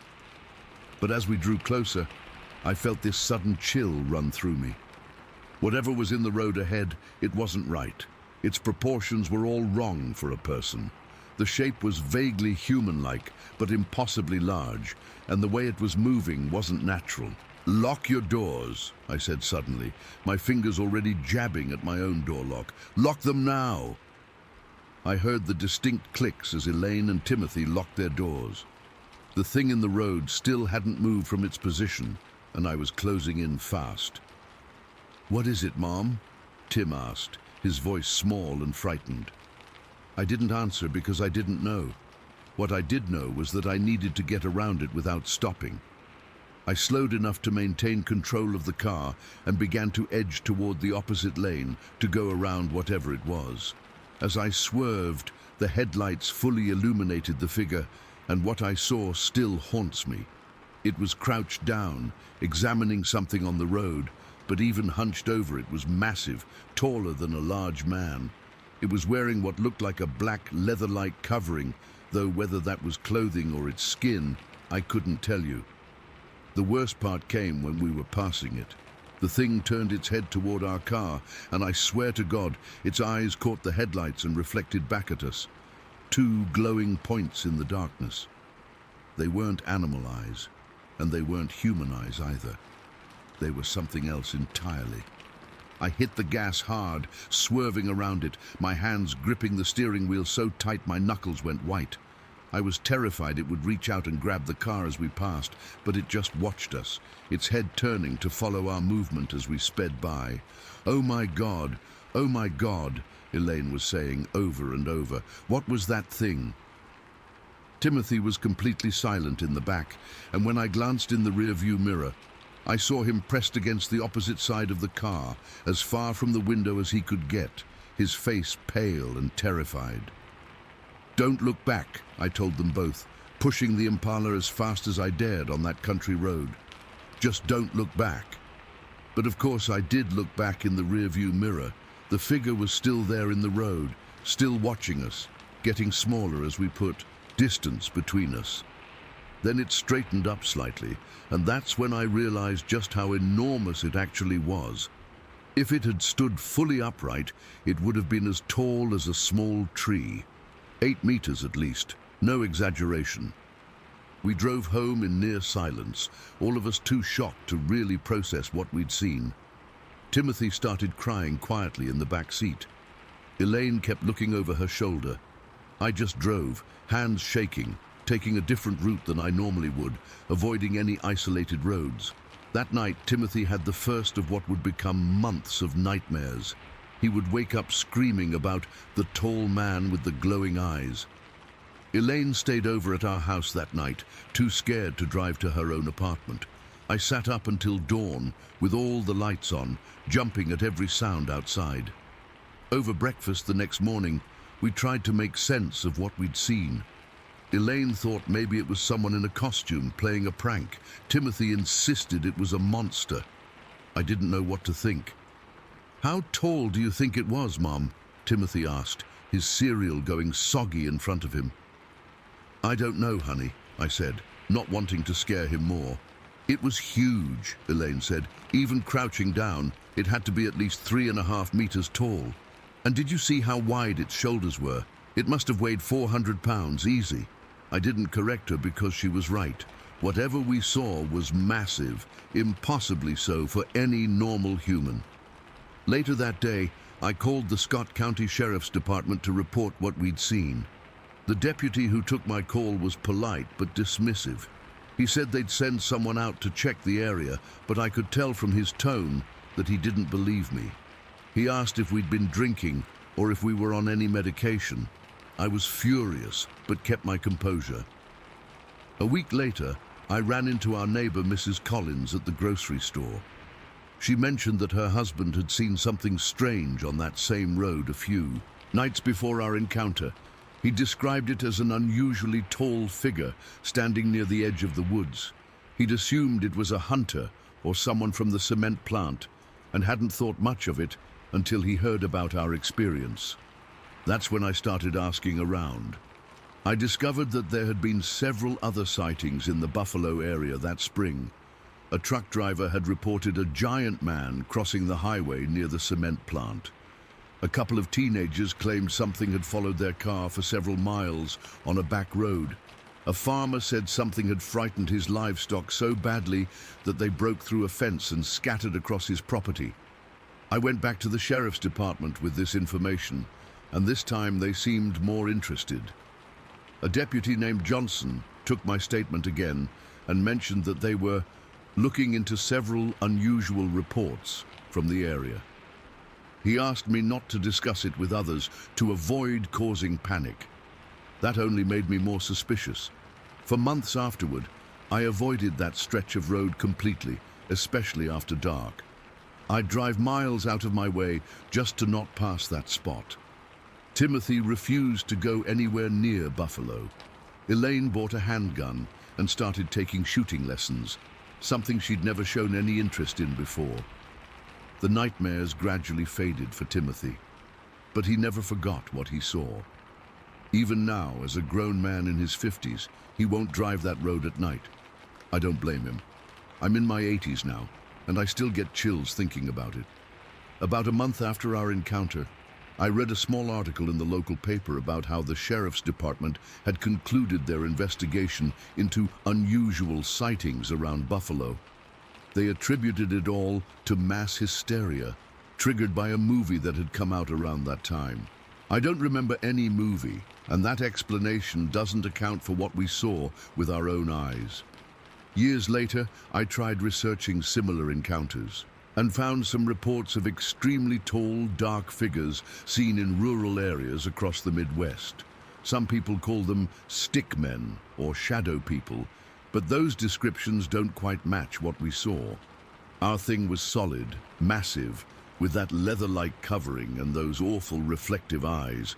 The question that keeps me up at night, even after all these years, is, what was it doing there on that road? What was it examining so intently? And how many other people have seen it, but were too afraid to come forward? I've never gone back to that spot. I never will. But sometimes I wonder if it's still out there, crouching in the darkness, waiting for another car to pass by on a lonely night. Story 10. I'm still struggling to explain what happened to us back in April of 2004. I've never shared this online before, but I need to get it off my chest. Maybe someone here has experienced something similar. My husband David and I had been planning a quick weekend camping trip with our 3 kids, ages 8, 6, and 4 at the time. We live about an hour outside Seattle, and we wanted to take advantage of a rare stretch of good spring weather. David had recently bought this old camper. Nothing fancy, just a basic hard-sided pop-up that we could tow with our van. The kids were so excited about sleeping in it for the first time. We decided on this quiet spot near Mount Rainier that David's buddy from work had told him about. It wasn't an official campground, just a cleared area on private land off this unmarked gravel road. The owner apparently didn't mind people camping there occasionally. It was perfect because we wanted somewhere peaceful without other campers around, but not too remote in case something went wrong since we had the kids. We arrived late afternoon on Saturday. The spot was absolutely beautiful. Tall pines everywhere, moss covering the ground, that earthy smell you only get deep in the woods. We set up camp quickly, got a small fire going, and had hot dogs for dinner. The kids were having a blast, collecting pine cones and playing tag between the trees until it started getting dark. The evening was perfect. We made s'mores, told some mild, scary stories, nothing too intense for the little ones, and pointed out constellations as they appeared. By 9, the kids were exhausted. We got them settled in the camper's back sleeping area, and David and I stayed up a bit longer by the fire before turning in around 11. I remember waking up suddenly and feeling immediately alert. The digital clock on our little battery-powered radio showed 2:14 a.m. At first, I couldn't figure out what had woken me. Then I heard it, footsteps outside, crunching through the leaves and pine needles. The sound was so distinct. Crunch, crunch, crunch, with this weird pause between each step, like whatever was out there was taking deliberately slow, measured steps, and they were heavy, not like a raccoon or fox moving around. These were substantial enough to snap twigs. I froze, not even breathing. David shifted beside me, and I realized he was awake too. He reached for my hand under the blanket and squeezed it. We both just lay there, listening. The steps continued along the side of the camper, right next to where our heads were. What struck me as odd was the pattern. It was clearly walking on 2 legs, not 4. The rhythm was all wrong for a deer or bear, and the stride seemed unusually long. Each footfall was spaced farther apart than seemed normal. Whatever it was circled the entire camper, pausing occasionally. At one point it stopped right outside the small window above our bed. I swear I could feel it listening, trying to detect movement inside. My heart was pounding so hard I was certain it could hear it. After about 5 minutes of this, David whispered, "Could be a hiker who got lost." But at 2 in the morning, in this isolated spot where you'd have to know exactly where you were going to find it, it made no sense. I whispered back, "We need to scare it off." David nodded and suddenly sat up. He flipped on the overhead light and shouted, "Hey, we're in here! We're armed! Back off!" The footsteps stopped instantly. Complete silence followed. I was straining so hard to hear something, anything, that my ears were ringing. The kids somehow slept through David's shouting, which was a small mercy. We waited, listening intently for about 5 minutes. Nothing. David turned off the light, and we sat in darkness, still alert, still listening. About 10 minutes later, just as I was starting to think maybe it was gone, the footsteps returned. Same slow, deliberate pace, same heavy weight pressing into the forest floor, but this time it seemed closer to the camper, almost pressing against it. I felt sick with fear. David grabbed his flashlight and the hunting knife he always brought camping. "I'm going out there," he whispered. "Don't," I pleaded, grabbing his arm. "What if it's—" I didn't even know how to finish that sentence. "I need to see what's out there," he insisted. "Lock the door behind me." He slipped out quietly. I watched through the small window as the beam of his flashlight cut through the darkness, sweeping back and forth between the trees. The night was so dark. We were in a new moon phase, and the tall pines blocked what little starlight there was. I could hear David walking around, his footsteps distinctly different from whatever had been circling us. "Hello," he called out. "Is someone there? Do you need help?" Nothing responded. After a few minutes, he came back inside. "I didn't see anything," he said, his voice tight. No eyes reflecting in the light, no movement, nothing. We sat in silence for a while, both of us too wired to sleep. The kids were still out cold in the back sleeping area. Just as I started to relax, thinking maybe it was just some animal that had wandered off, the footsteps started again. Same pattern, same weight, same deliberate pace. But this time they didn't circle the camper. They went directly to the door and stopped. Something knocked. Not a sharp rap like a person would make, but a dull thud, like something was pressing against the door, testing it. David and I looked at each other in absolute terror. The door handle jiggled slightly. That was it for me. I knew with absolute certainty that whatever was outside wasn't human. A lost hiker would call out.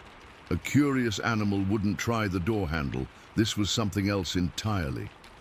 "We need to leave," I whispered. "Now." David nodded, his face pale even in the darkness. "I'll stand guard while you get the kids to the van." I moved as quietly as possible to the back sleeping area. One by one, I scooped up our children, still in their sleeping bags, and carried them to the van, which was parked about 15 feet from the camper. They barely stirred. My youngest mumbled something in his sleep but didn't wake up. I buckled them in as best I could, still in their sleeping bags. David stood outside with his flashlight and knife, scanning the darkness. The footsteps had moved away when we started moving around, but I could still hear them, just at the edge of the clearing, moving back and forth between the trees. When all 3 kids were secure in the van, I grabbed the keys, our wallets and phones. We left everything else behind. David got in the driver's side, hands shaking so badly he fumbled twice trying to start the engine. As we pulled away, I looked back at our campsite. The flashlight beam caught the edge of the trees, and I swear something moved back into the shadows. Something tall, something that didn't want to be seen. We drove non-stop to Enumclaw, the nearest town. It was after 3 in the morning when we pulled into a gas station parking lot. We sat there with the engine running and the heater on, too terrified to speak. The kids slept through it all, thankfully. When dawn finally broke, David suggested we go back for the camper and our stuff. I was against it, but leaving all our camping gear and the camper seemed crazy in the daylight. So we went back. Everything was exactly as we'd left it. The camper door was still closed. Nothing was disturbed inside. We quickly packed up, neither of us speaking much. I kept feeling like we were being watched from the trees. Every snapping twig made me jump. I searched the ground for footprints but found nothing conclusive. The forest floor was covered with a thick layer of pine needles and old leaves that didn't hold impressions well. But at one spot, near where I thought I'd seen movement as we drove away, the needle-covered ground was oddly cleared in a long, sweeping pattern, like something had deliberately obscured marks. On the drive home, David tried to rationalize what had happened. Maybe it was a bear, though bears don't typically walk bipedally for extended periods. Maybe it was some weirdo trying to scare us, though that seemed unlikely given how remote the location was. But I knew what it was. I've never been a believer in the supernatural or cryptids or any of that stuff. I'm a practical person. I work in healthcare, for God's sake, but that night changed something in me. Whatever was outside our camper walked on 2 legs, had an unnaturally long stride, was intelligent enough to test our door, and was large enough that the thought of it still makes me feel sick with fear. It kept coming back despite our warnings. It seemed to be studying us, learning our reactions. The most terrifying thought, the one that still keeps me up at night sometimes, is that our camper windows were about 7 feet off the ground. Whatever was out there could have easily reached in and taken one of our children if the windows had been open. We still go to Mount Rainier every year. David still hunts in those woods, but I've never camped in that spot again, and I never will. Sometimes when we're driving through similar, forested areas, I catch myself scanning the tree line, looking for movement. It's been 19 years, and I still don't have an explanation for what happened that night. All I know is that something was out there, something that wasn't human, something that was curious about us, and sometimes I can't shake the feeling that it's still out there, waiting. Story 11. I still get a cold chill down my spine when I think about that night in Honey Island Swamp back in '86. I was 19, and me and my buddy Rob would go night hunting all the time behind the Stennis Space Center. Yeah, we knew it wasn't exactly legal, but we were young, stupid, and thought we were invincible.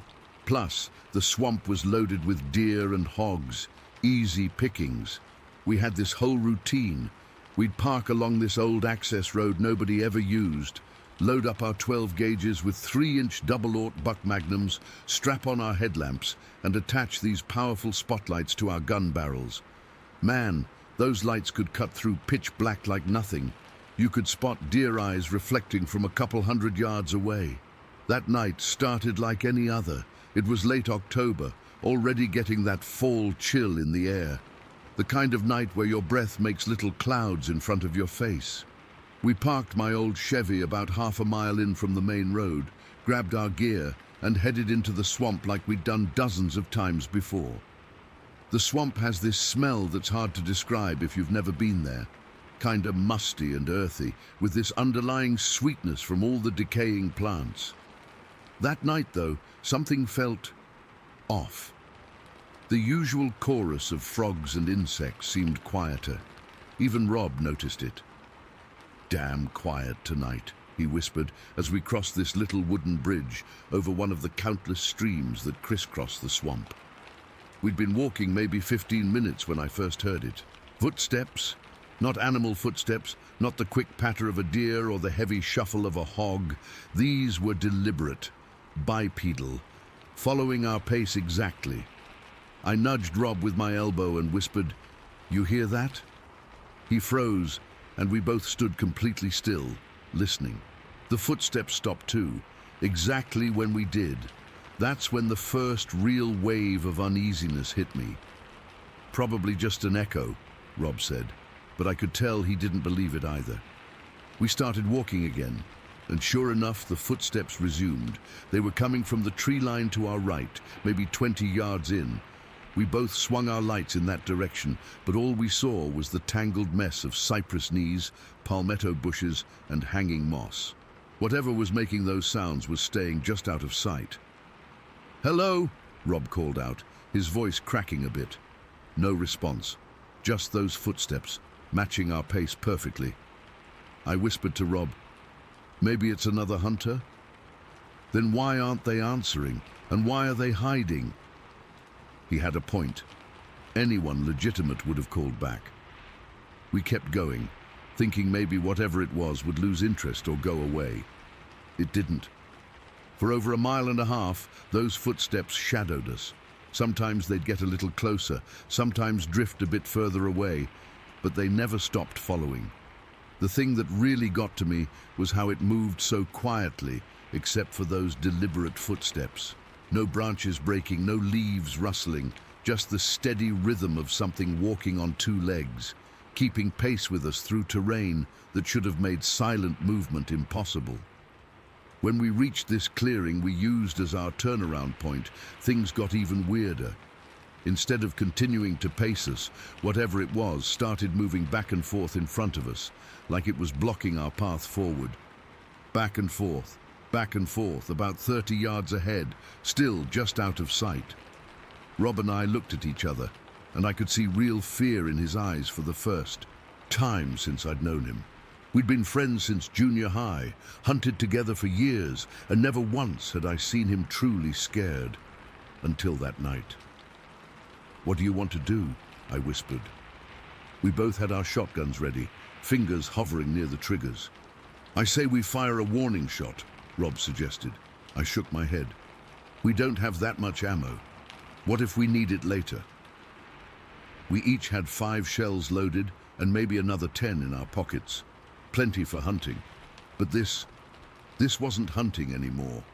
The walking continued, back and forth, never varying its pattern.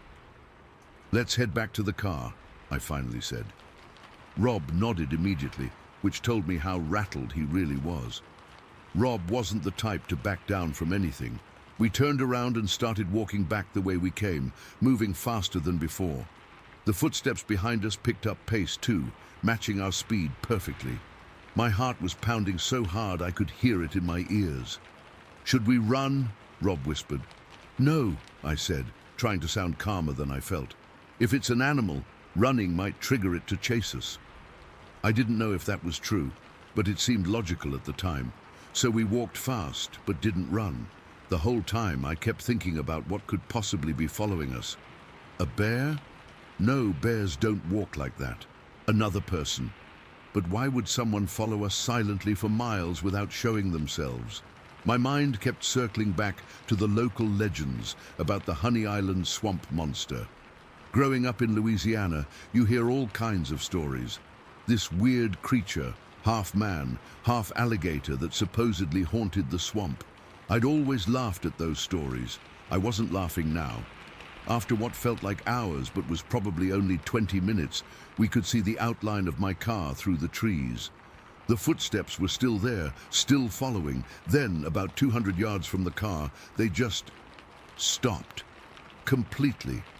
We both froze, swinging our lights back toward where the sound had been. Nothing. We stood there for at least 2 minutes listening. The swamp had gone dead quiet again. No footsteps, no movement. "You think it's gone?" Rob whispered. "I don't know. Let's get to the car."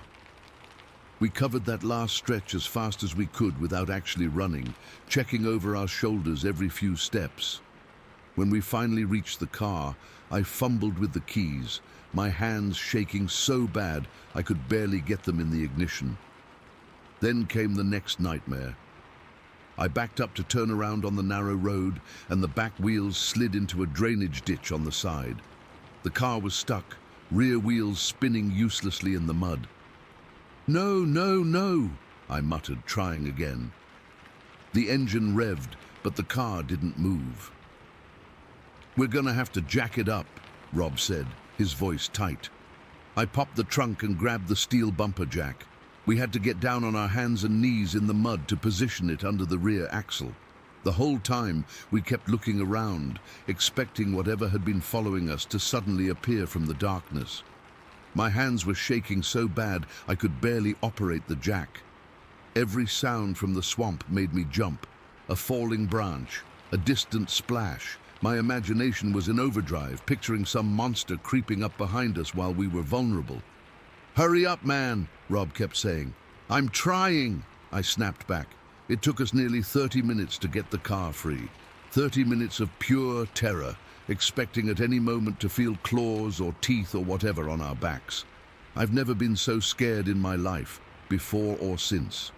When we finally got the car out and were sitting inside with the doors locked, we just sat there for a minute, breathing hard. Rob was the first to speak. "What the hell was that, Tommy?" I shook my head. "I don't know. I really don't." We drove home in almost complete silence, both lost in our thoughts. By the time we got back to town, we'd started rationalizing it. Maybe it was just another hunter, messing with us. Maybe we were imagining things.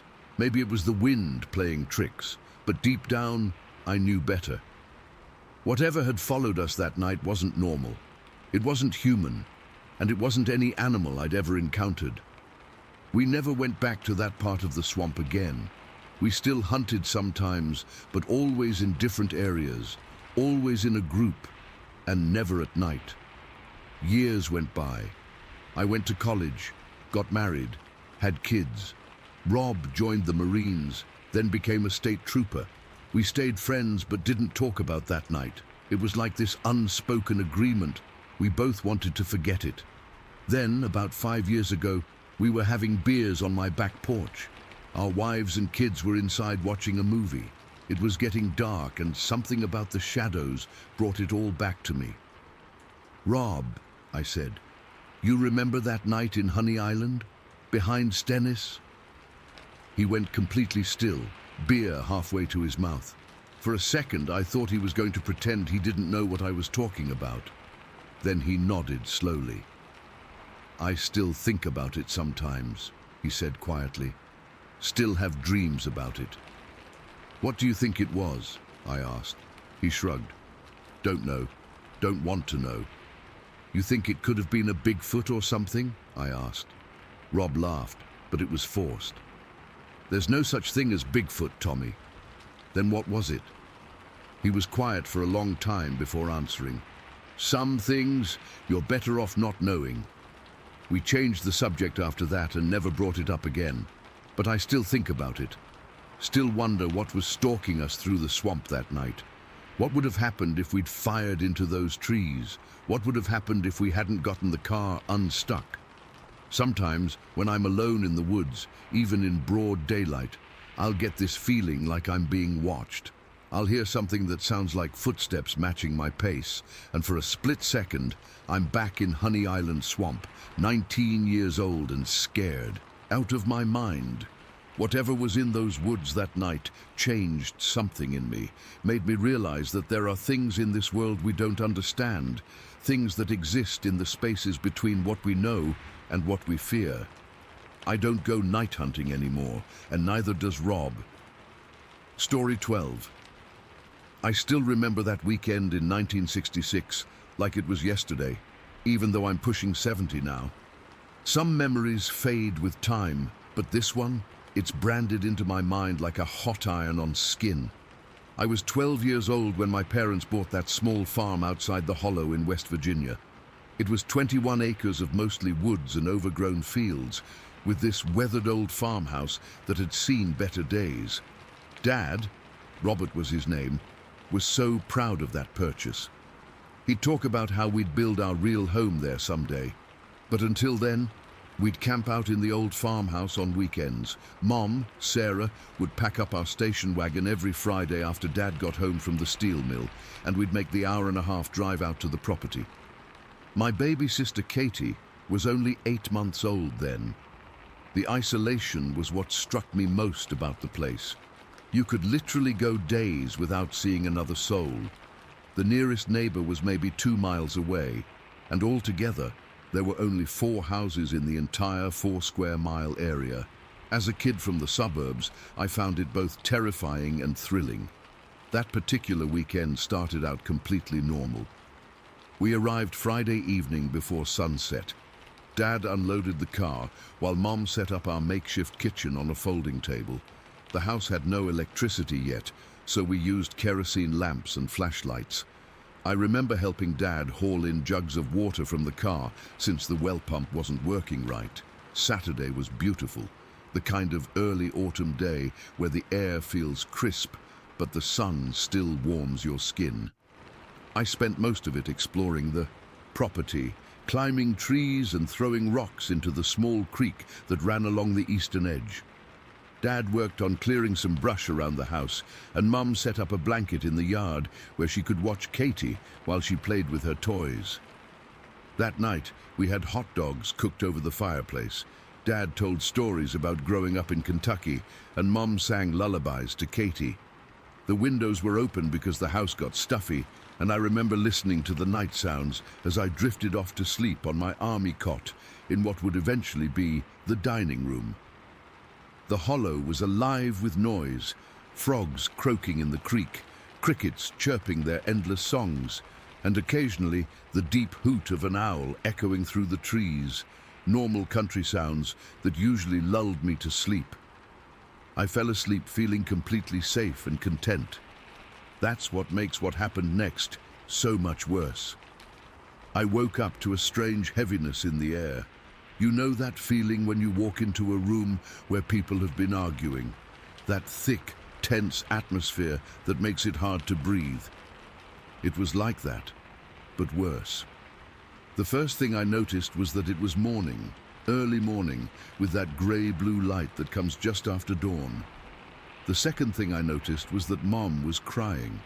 Not sobbing or wailing, but making these soft, frightened, whimpering sounds while she clutched Katie against her chest so tight that my sister should have been fussing, but she was eerily quiet. They were huddled in the corner of the room, as far from the windows as possible. Dad was standing by the front door, and the sight of him sent ice through my veins. My father was a big man, 6 foot tall and solid from years of factory work. Nothing scared him, but there he was, pale as a sheet, his knuckles white around the handle of this rusty old hay fork he'd found in the barn. He was using it like a weapon, holding it in front of him like a spear, and he was pacing back and forth in front of the door, 3 steps one way, 3 steps back, over and over. "Dad!" My voice came out as a whisper, but it sounded too loud in that silent room. "What's happening?" He didn't answer me, didn't even look at me. He just kept pacing, his eyes fixed on the door like he expected it to burst open any second. Then he stopped and pointed toward the window. I remember how my legs felt like rubber as I walked to the window. I didn't want to look. Everything in me was screaming to run back to my cot and pull the blanket over my head. But I looked. The window faced the gravel road that ran past our property and over an old wooden bridge that crossed the hollow. And there, about 60 yards away in the middle of that road, was something I still struggled to describe. It was walking. That's the only normal thing I can say about it. It walked upright on 2 legs, but that's where any resemblance to a human ended. The thing was massive, not just tall, but impossibly big in a way that made my brain hurt trying to process it. It was covered head to toe in dark, matted hair or fur that moved slightly with each step, like seaweed underwater. Not black exactly, but a darkness that seemed to absorb the morning light around it.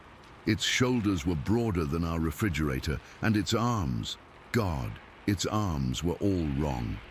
They hung down almost to its knees, swinging with an exaggerated pendulum motion as it walked. And it was tall, so tall that when it crossed the old wooden bridge, its head cleared the top of the 6-foot railing by at least 2 feet, maybe more. 8 feet tall? 9? I couldn't tell, but I knew nothing human grew that big. The thing moved with this deliberate, unhurried stride. 3 or 4 steps would carry it the length of the bridge. Each footfall made the whole structure creak and groan, and we could hear it clearly even inside the house with the windows closed. It never turned its head or gave any indication it knew we were watching. It just kept walking, arms swinging wide with each step, heading toward the dense woods on the other side of the hollow. I was frozen, unable to look away, when suddenly Dad made a sound, half grunt, half growl, and yanked the door open. He charged out onto the porch, still clutching that rusty hay fork. "Robert, no!" Mom screamed, but he was already outside. I don't know what possessed me to follow him. Terror should have kept me rooted to the spot, but somehow I found myself running after my father, stopping only when I reached the edge of the porch. Dad ran about halfway to the bridge before he stopped. By then, the creature had reached the other side and was stepping off the bridge onto the road.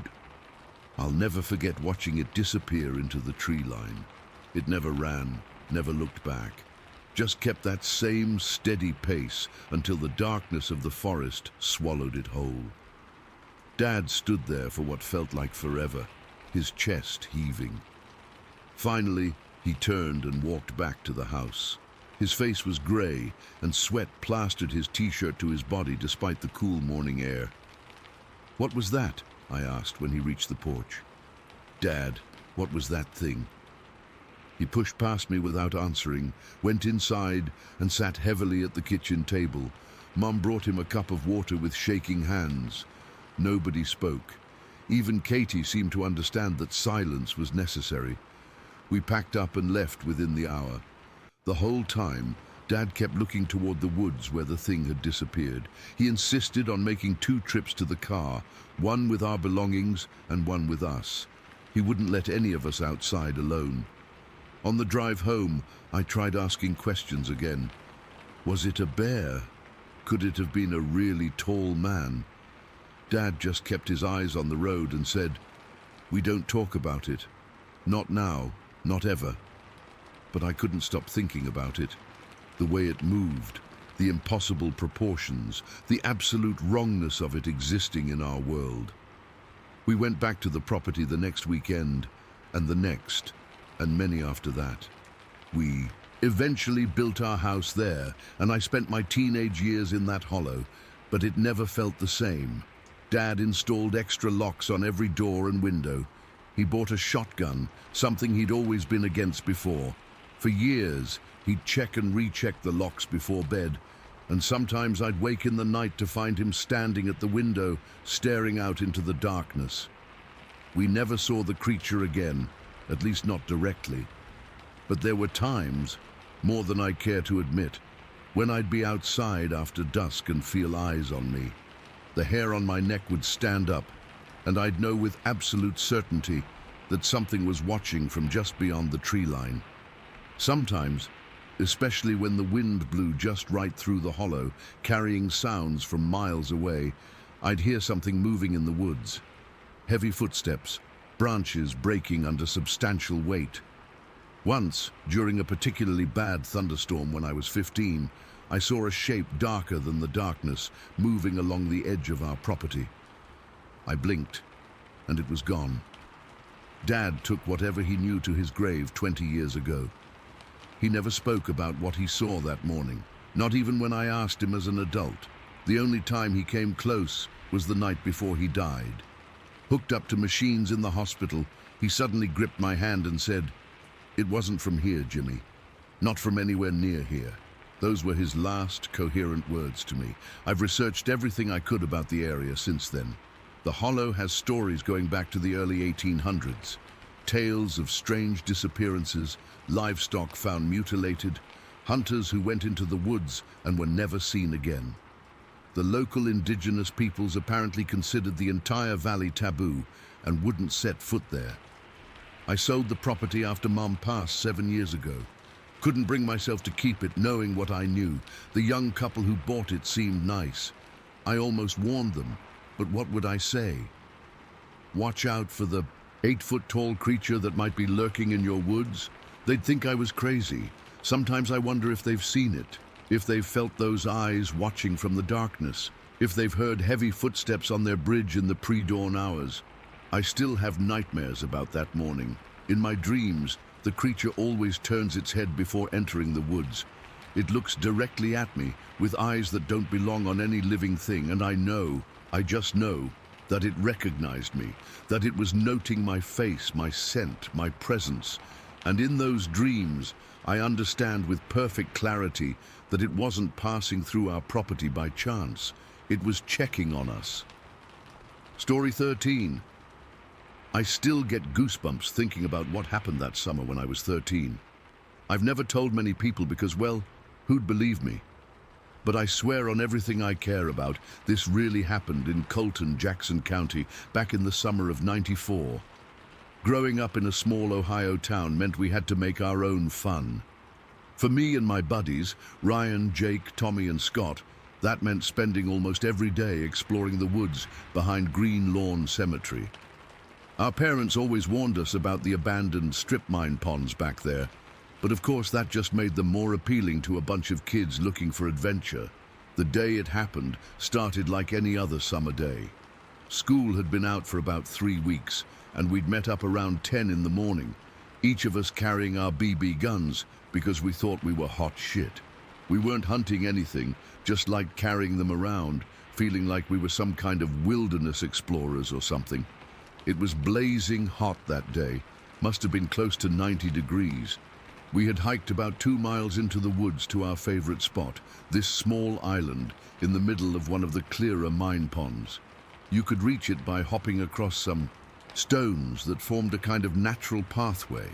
The water in these ponds was this weird blue-green color from all the minerals, but this particular one was clearer than the others.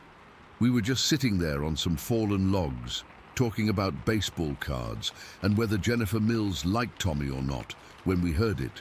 This massive crack sound that echoed through the trees. It wasn't like a gunshot, more like the sound of wood splitting under enormous pressure. All 5 of us went quiet instantly and turned toward the noise. That's when I saw it happen. This massive log, had to be at least 25 feet long and thick as a car tire, suddenly toppled and crashed into the water maybe 30 yards from us. The splash was huge, sending water at least 6 feet into the air and making waves across the whole pond. But that's not what made my blood freeze. It was what I saw sitting right where the log had been.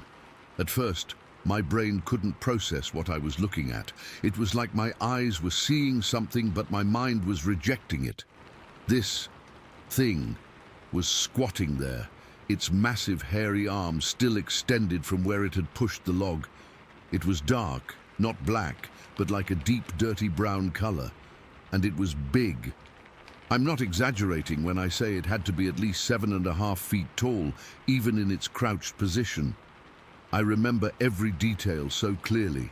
The way its shoulders were impossibly broad, the way its head seemed to sit directly on those shoulders without much of a neck, the long arms that hung down past its knees, and the hair, or fur, whatever you want to call it, covering its entire body. None of us said a word. I don't think any of us were even breathing. I remember feeling Ryan's hand grab my arm so tight it almost hurt. Then the thing straightened up to its full height, and my stomach dropped. It was even bigger than I first thought. It turned slightly, and I could see its profile against the trees. It had this sloped forehead and a pronounced brow ridge that shadowed its eyes. I couldn't make out facial features clearly, but I could tell it was looking right at us. Then it did something I'll never forget as long as I live. It expanded its chest, taking in this massive breath, and let out a roar that I felt in my bones. It wasn't like any animal sound I'd ever heard, not like a bear or a mountain lion from nature shows. It was deeper, more guttural, almost like it was trying to form words but couldn't quite manage it. I should have run. Any sane person would have, but I was frozen in place, and so were my friends. Maybe it was because there were 5 of us, or maybe it was the false security of those BB guns we carried, which would have been completely useless against something that size.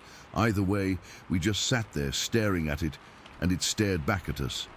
The standoff probably only lasted 30 seconds, but it felt like hours.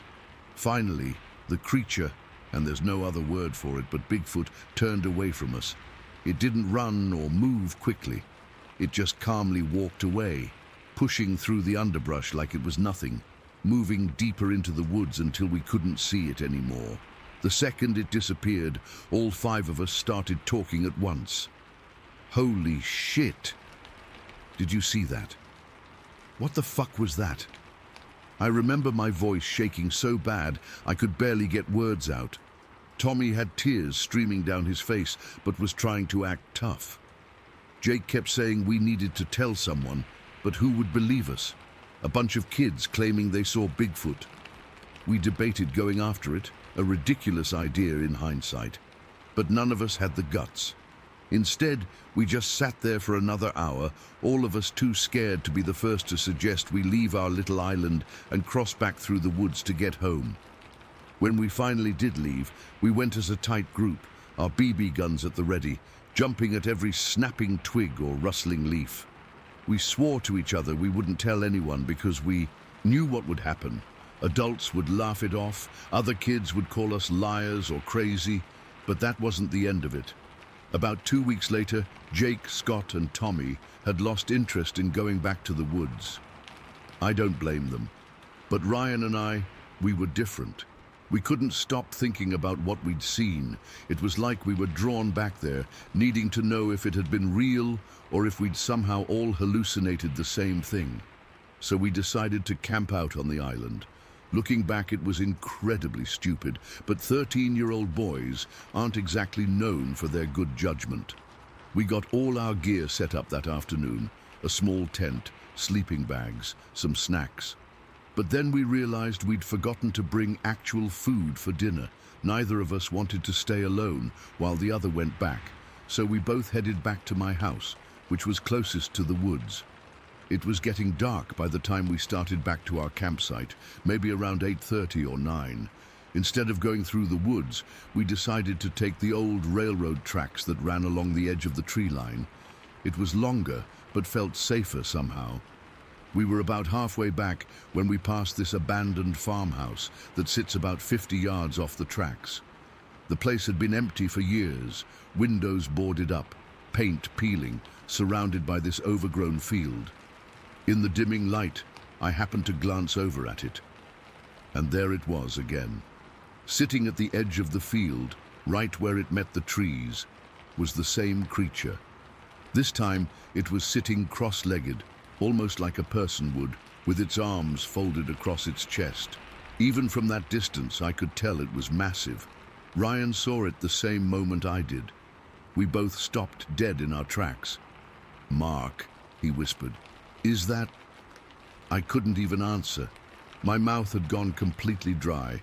The creature didn't move. It just sat there watching us. I swear I could feel its eyes on me, even though I couldn't actually see them clearly in the fading light.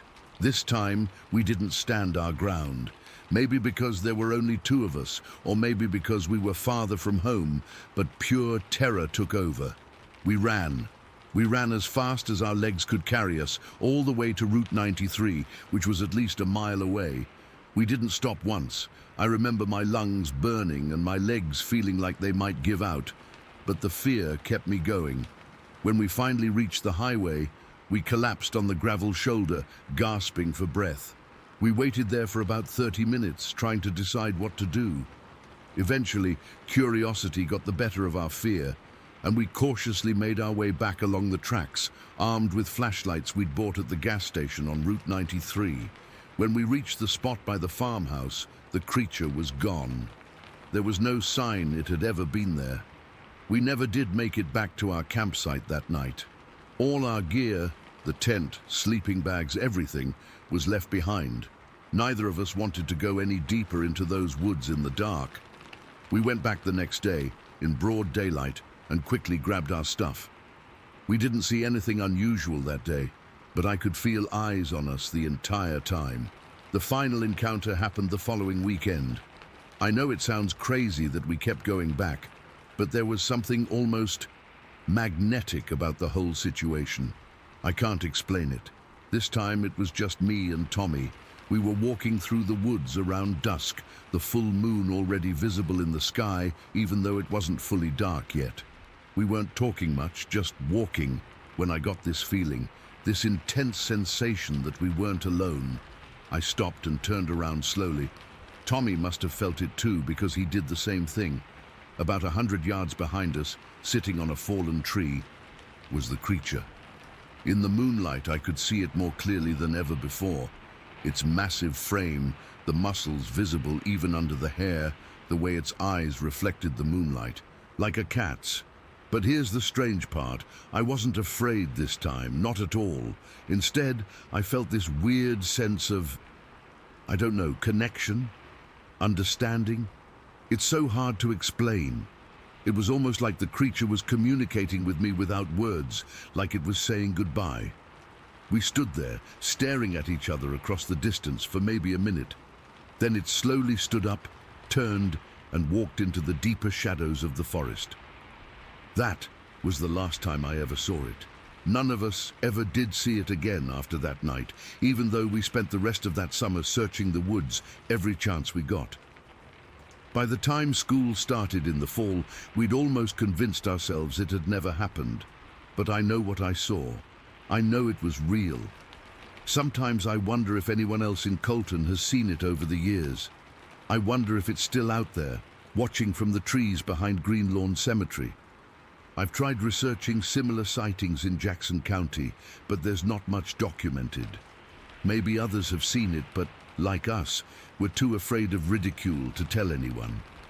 I'm 39 now, living in Columbus with a family of my own. I haven't been back to those woods in over 20 years, but sometimes I still dream about that creature, about its eyes in the moonlight, and I wake up with the unshakable feeling that it was trying to tell me something important that I just couldn't understand. Story 14. I can't believe I'm finally writing this down. It's been 19 years since that night in June of 2004, but I still get goosebumps thinking about it. I've only told this story to a handful of people because, well, who the hell would believe me? But I need to get this off my chest, and maybe someone out there has seen something similar. My name's Marcus. Back then, I was 36, living in Rochester, working as an electrician. Nothing special about my life, except for this one bizarre night that I still can't explain. Me and my two buddies, Dan and Tom, we had this routine where we'd go night biking 3 times a week. We weren't fitness freaks or anything, just middle-aged guys trying to stay in shape while shooting the shit away from our wives and kids for a few hours. Our route was always the same. We'd start at 104th and Fetzner Road and bike all the way to the Parkway and Island Cottage Road. About halfway through, there was this small pond where we'd take a break, drink some water and rest our legs before heading back. It was peaceful out there at night. The roads were mostly empty, and we had this sense of having the world to ourselves. That night in June was warm, but not too humid, perfect biking weather. We got to our usual spot by the pond around midnight. I remember checking my watch because Dan was complaining about having an early meeting the next day. We were just standing there with our bikes, talking about some baseball game from the night before, when something caught my eye. There was this shadow moving near a tree about 70 yards away in this open, grassy area. At first, I thought it was just the wind moving branches or maybe a deer, but then I realized there wasn't much wind that night, and the movement was deliberate, like something was shifting its position behind the tree. "Hey, you guys see that?" I asked, nodding toward the tree. Tom squinted. "See what?" "By that big oak tree over there. Something's moving." We all went quiet and stared in that direction. After a few seconds, Dan whispered, "Holy shit, something's watching us." He was right. There was definitely something partially hidden behind that tree, and it was peering at us. I could feel it, that weird, prickly sensation you get when you're being watched. Could be a homeless guy, Tom suggested, but he didn't sound convinced. We stood there debating what to do. Part of me wanted to just hop on my bike and get the hell out of there, but curiosity got the better of us. Dan, always the bravest or stupidest of us three, said he was going to check it out. Don't be an idiot, I told him, but he was already walking toward the tree, his bike forgotten beside me. Tom and I exchanged glances and then followed him. We weren't going to let him go alone. As we got about halfway to the tree, that's when things went from weird to absolutely terrifying. This figure stepped out from behind the tree. And when I say stepped, I mean it was on two legs, like a person, but not a person at all. It was tall, way taller than any of us, and we weren't short guys. I'm 6 foot, and this thing towered over what I'd guess was 7 feet easily. It stood there for just a second, and I remember thinking my heart was going to explode. Then it started moving. Not toward us, thank God, but perpendicular, heading for the tree line maybe 100 yards away.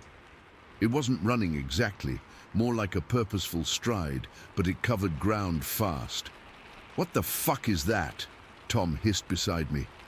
None of us answered. We were frozen in place, watching this thing move across the open space. As it got about halfway to the woods, it turned its head and looked back at us. I couldn't make out a face exactly. It was too dark and too far away, but I could tell it was aware of us. That moment when our eyes connected, if it even had eyes, sent ice down my spine. Then it kept moving and something snapped in us. Instead of running away like any sane person would, we started following it. Not chasing exactly. None of us wanted to catch up to whatever this was. But we kept pace, staying about 50 yards behind it as it made its way to the woods. The whole area wasn't completely dark. There were some street lights from the nearby road, and cars would occasionally pass by, their headlights sweeping across the landscape. In those brief moments of illumination, I could see the thing more clearly. It wasn't black like a shadow, more like a grayish or light tan color that stood out against the darker woods behind it. Its proportions were all wrong for a human. The arms were too long, hanging down almost to its knees, and its head sat directly on its shoulders without much of a neck. It moved smoothly, though, not lumbering or awkward like you'd expect from something so large. When it reached the edge of the woods, it slipped between the trees and disappeared from view. We stopped at the tree line, all breathing hard, not from exertion but from pure adrenaline. "We should go in after it," Tom said, and before Dan or I could talk any sense into him, he was pushing through the brush into the forest. "Tom, get back here," I whisper shouted, but he ignored me. Dan and I stayed at the edge, peering into the darkness. For about 15 or 20 seconds, we could hear the sound of something big moving through the underbrush, branches snapping, leaves rustling. Then nothing. Complete silence. Not even normal forest sounds like crickets or frogs. Just dead quiet. A minute later, Tom emerged from the woods, his face pale in the dim light. "Did you see it?" Dan asked. Tom shook his head. "No, but I heard it moving away. Fast. Whatever it was, it's gone now." We stood there for a while, none of us knowing what to say. Finally, Dan broke the silence. "We should get out of here." We practically ran back to our bikes. My hands were shaking so bad I could barely grip the handlebars.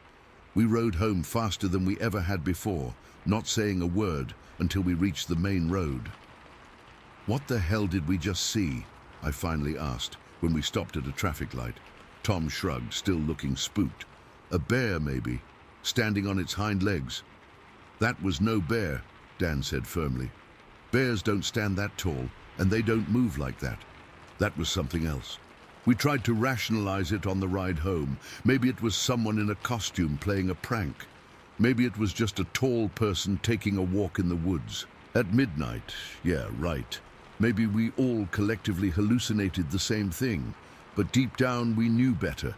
The thing is, that area around Rochester, especially near Lake Ontario, has miles of dense forests, wetlands and waterways. It's the perfect place for something to hide if it didn't want to be found by humans. The more I thought about it, the more I realized how little of that wilderness I'd actually explored, despite living nearby my whole life.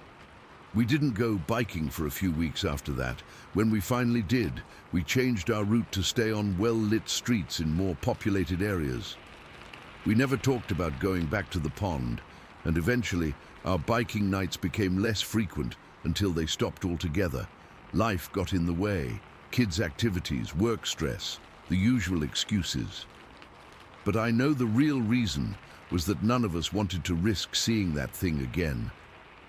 I've spent countless hours since that night researching strange sightings in upstate New York. There are more than you'd think. Weird reports of tall creatures in the forests around the Great Lakes, stories from hunters about being watched by something they couldn't identify. Most people chalk it up to overactive imaginations or misidentifications of known animals, but I know what I saw. The three of us made a pact not to tell anyone about that night. Who would believe us anyway? Three middle-aged guys claiming to see some kind of forest creature while out on a night ride. We'd be laughingstocks. But Dan called me last week. He'd been having dreams about that night again. Said he needed to talk about it with someone who wouldn't think he was crazy. We met up for beers, and for the first time in years, we really discussed what happened. "Do you think it's still out there?" he asked me. I didn't have an answer for him, but I've been thinking about it ever since. Whatever we saw that night, it moved with intelligence and purpose. It knew we were watching it, and it chose to reveal itself. Why? Was it curious about us the same way we were curious about it? Or was there some other reason? Sometimes I drive out to that area during the day, park my car, and just sit there, looking at those woods. I never get out. I never go near that pond. But I watch and wonder. The most unsettling part isn't the creature itself. It's the fact that it's been 19 years, and I still have no explanation, no closure. Just the memory of those few minutes when everything I thought I knew about the world around me was thrown into question. Last month, I read about some hikers who went missing in those same woods. They were found 2 days later, disoriented and unable to explain where they'd been. The news report said they were suffering from exposure, but one of them kept talking about being watched by something in the trees. The authorities blamed it on dehydration and confusion. I knew better. I still live in Rochester. I still drive past that area sometimes, but I never go biking at night anymore. Not there, not anywhere. And every time I see those woods, I can't help but wonder if it's still in there, watching and waiting for someone else to notice it. The thing is, I don't think it was trying to hurt us. It could have. It was bigger, faster, and on its home turf, but it chose to run away instead. That doesn't make me feel any better, though, because whatever that thing was, it doesn't belong in our world. Or maybe it's the other way around. Maybe we're the ones encroaching on its territory. Either way, I know what I saw that night in June of 2004, and no matter how many years pass, I'll never forget the moment when it turned and looked at me, acknowledging that I had seen it too. Story 15. I've never told this story publicly before. I'm almost 40 now, but what happened when I was 11 still bothers me. I've tried explaining it away countless times, but I can't. I know what I saw. This was back in the summer of 1994 at the regional Boy Scout Jamboree in the Cascade Mountains. There were probably 200 kids from different troops across 3 counties. Our campsite was this huge clearing surrounded by dense forest with a river running along the eastern edge. I was kind of a shy kid back then. My parents had pushed me into Scouts thinking it would help me come out of my shell. I mostly stuck with my troop, especially my friend Jake, who I knew from school. Jake was the opposite of me, loud, always getting into stuff, constantly wandering off to explore. The Scout leaders were always having to rein him in. It was our 3rd day at camp. We'd spent the morning doing orienteering exercises, learning to use compasses and maps. After lunch, we had free time before the afternoon activities. I was just sitting on a log by our tent, reading a comic book I'd smuggled in. We weren't supposed to bring distractions to Jamboree when Jake came running up to me, breathing hard. "Trevor! Trevor!" His face was flushed, and he had this wild look in his eyes. "Dude, do you believe in Bigfoot?" I laughed. "What? No, that's just made-up stuff." "I saw something," he whispered, glancing around to make sure no one else could hear. "Across the river, something big." "Probably just a bear," I said. Bears weren't uncommon in that area. We'd had a whole safety briefing about them when we arrived. Jake shook his head emphatically. "It wasn't a bear. It was standing up, like the whole time." I rolled my eyes. Jake was always making stuff up. "Right. I'm serious. Come see for yourself." He tugged at my sleeve. It might still be there. I was reluctant, but Jake was insistent. Finally, I put my comic book under my sleeping bag and followed him. We told our troop leader we were going to check out the river, which wasn't technically against the rules as long as we stayed within the boundaries of the Jamboree grounds. Jake led me down this wide dirt trail that wound through the woods toward the river. The trail was well used, probably by generations of scouts, but as we got farther from camp, the sounds of other kids faded away. It was maybe a half-mile hike, and Jake was practically jogging the whole way. "Slow down," I hissed. "What's the rush?" "I don't want to miss it," he said, not slowing at all. When we reached the riverbank, Jake immediately crouched down and motioned for me to do the same. He pointed to a massive fallen pine tree near the water's edge. "Behind there," he whispered. We crept over to the log and hunkered down behind it. The river wasn't super wide at this point, maybe 30 or 40 yards across. The opposite bank was steeper than our side, rising quickly into dense forest. Jake pointed to a small clearing on the other side, where a few bushes grew near the tree line. "There," he whispered. "Watch." At first, I didn't see anything, just bushes swaying slightly in the breeze. I was about to tell Jake he was seeing things when something moved. My blood ran cold. From between two trees stepped this thing. I can only describe it as a creature because I don't know what else to call it. It was tall, probably around 6 feet, and covered in dark brown, almost black, shaggy hair. My first thought was gorilla, but that didn't fit either. It was too tall, too upright. "See?" Jake whispered, his voice barely audible. "Told you." I couldn't respond. My mouth had gone completely dry. The creature moved toward one of the bushes. Some kind of berry bush, I think. And that's when I saw something that still haunts me. It had hands, not paws, not claws, hands with fingers, long fingers that moved with deliberate precision. I watched, completely frozen, as it carefully picked leaves from the bush, one by one, examining each before placing it in its mouth.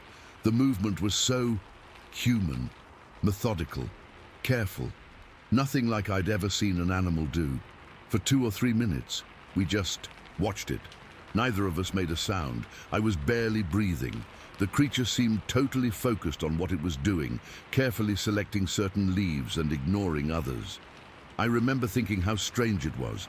If it was eating, why leaves? Why not the berries? And why was it being so picky? Then suddenly, it stopped. It turned its head slowly, looking directly across the river, directly at us. I couldn't see its face clearly. It was partially obscured by the hair, but I felt it looking at me, right at me. My heart was pounding so hard, I was sure Jake could hear it. The creature stood completely still for what felt like forever, but was probably only a few seconds. Then, without any hurry, it turned and walked back toward the trees. Its gait was smooth, almost gliding. Within seconds, it had disappeared into the forest. Jake and I stayed hidden behind that log for a long time after it was gone. I don't know how long exactly, maybe 20 minutes. My legs were cramping, but I was too scared to move. Finally, Jake broke the silence. "That wasn't a bear." "No," I agreed, my voice sounding strange to my own ears. "Definitely not a bear." We'd both seen bears before, The black bears in those mountains had a distinctive shape, round, hunched shoulders, the way they move. This thing was different, more upright, more deliberate. "Did you see its hands?" I asked. Jake nodded. "It was picking the leaves like my mom picks out vegetables at the grocery store." That was exactly it. The selectiveness, the care. No animal I knew behaved that way. "What do you think it was?" Jake asked.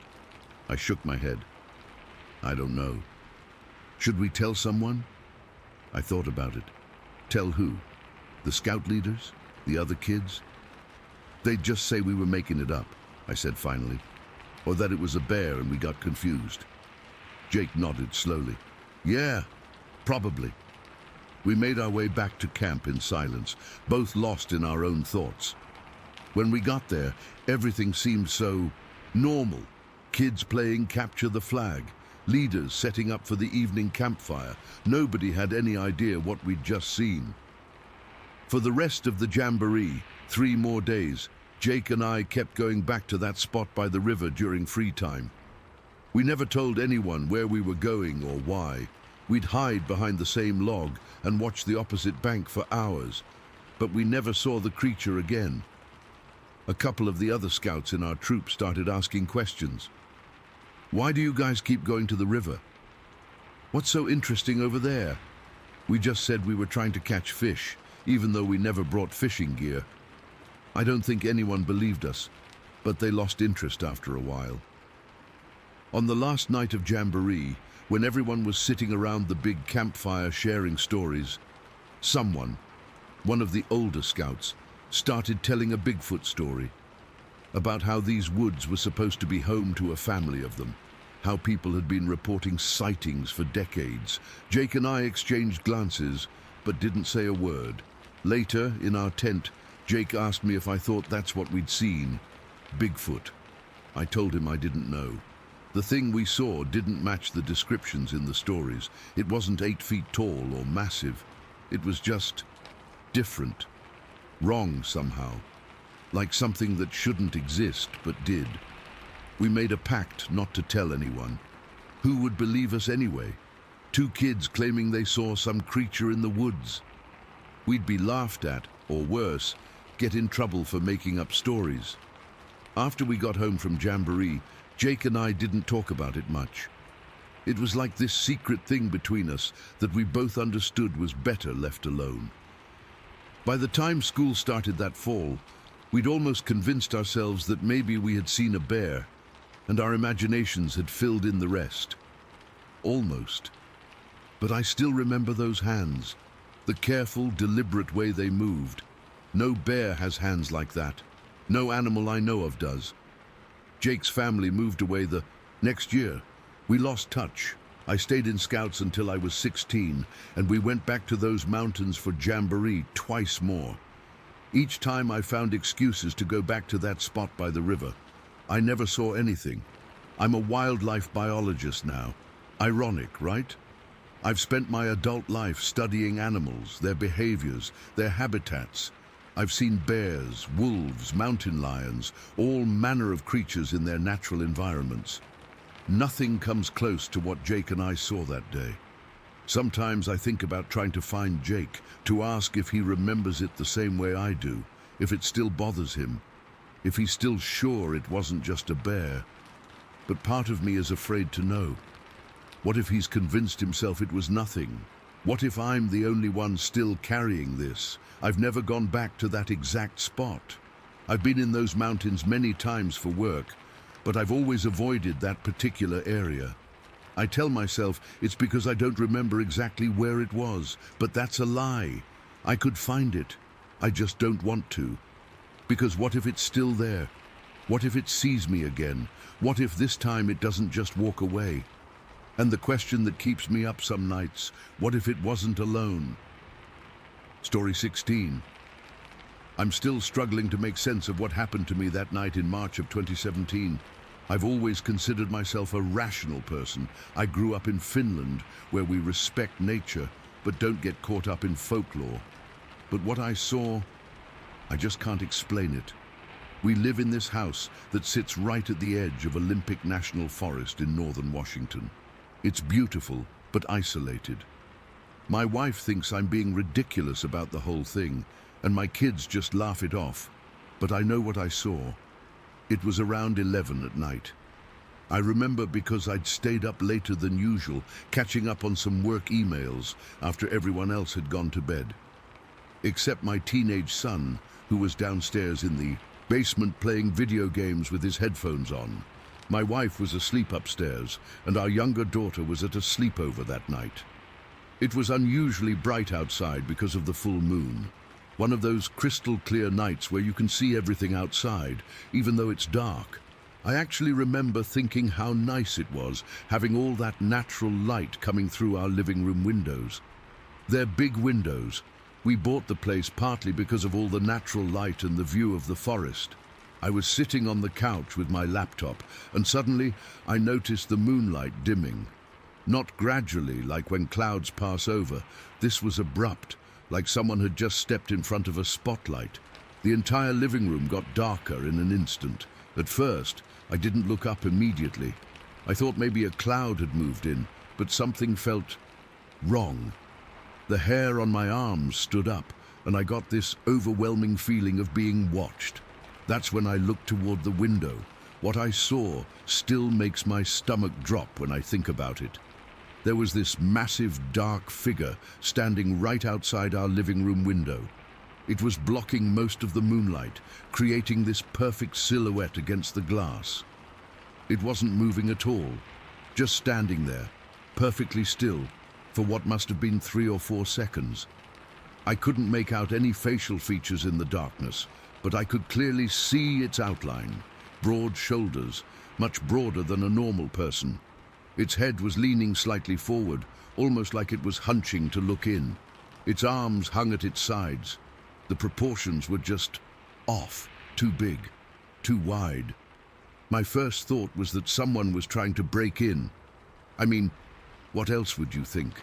We're pretty isolated out here, and while we've never had problems before, you hear stories. I remember my heart was pounding so hard I could feel it in my throat. I set my laptop down carefully, trying not to make any sudden movements. We keep a baseball bat behind the couch, not because we're paranoid, but because my son plays, and sometimes he leaves his equipment around. I slowly reached for it, never taking my eyes off the figure. As I gripped the bat, the figure suddenly disappeared. It didn't walk away. It was just gone. The moonlight flooded back into the room so suddenly it almost hurt my eyes. My first concern was my son. I rushed downstairs to the basement, taking the steps 2 at a time, still clutching the bat. He was fine, just sitting there with his headphones on, completely oblivious. I didn't want to scare him, so I just asked if he'd heard anything strange. He hadn't, of course. After checking that all the doors and windows were locked, I decided to step outside. Looking back, it was probably stupid, but I was thinking that if it was a person, I needed to make it clear they weren't welcome. I grabbed a flashlight from the kitchen drawer, and with the bat still in my other hand, I stepped out onto our front porch. The night was completely silent. No wind, no animals, nothing. Just dead quiet, which isn't normal for the forest. There's always something making noise out there. I called out, "I know you're there. I've called the police." A complete lie, but it seemed like the right thing to say. Nothing. No response. No sound of someone running away. Not even a twig snapping. Just that unnatural silence. I swept the flashlight across our yard, the beam catching on the trees at the edge of our property.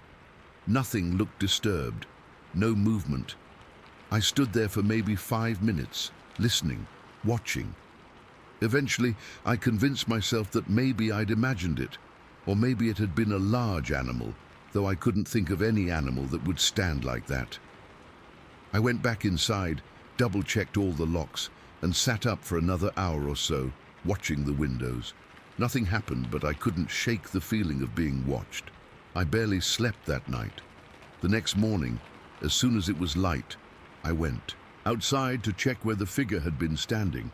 That's when I realized something that still sends chills down my spine. The ground where the figure would have been standing dipped significantly lower than our window. I'm just under 6 feet tall, and when I stood in that spot, my head barely reached the bottom of the window frame. But the figure I saw, its head had been halfway up the center sash of the window.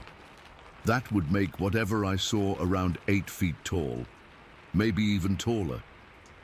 I searched for footprints or any sign that something had been there. The ground was pretty solid. We hadn't had rain for a few days, so there weren't any obvious prints. But I did notice that some of the ferns near the window looked crushed, like something heavy had stepped on them.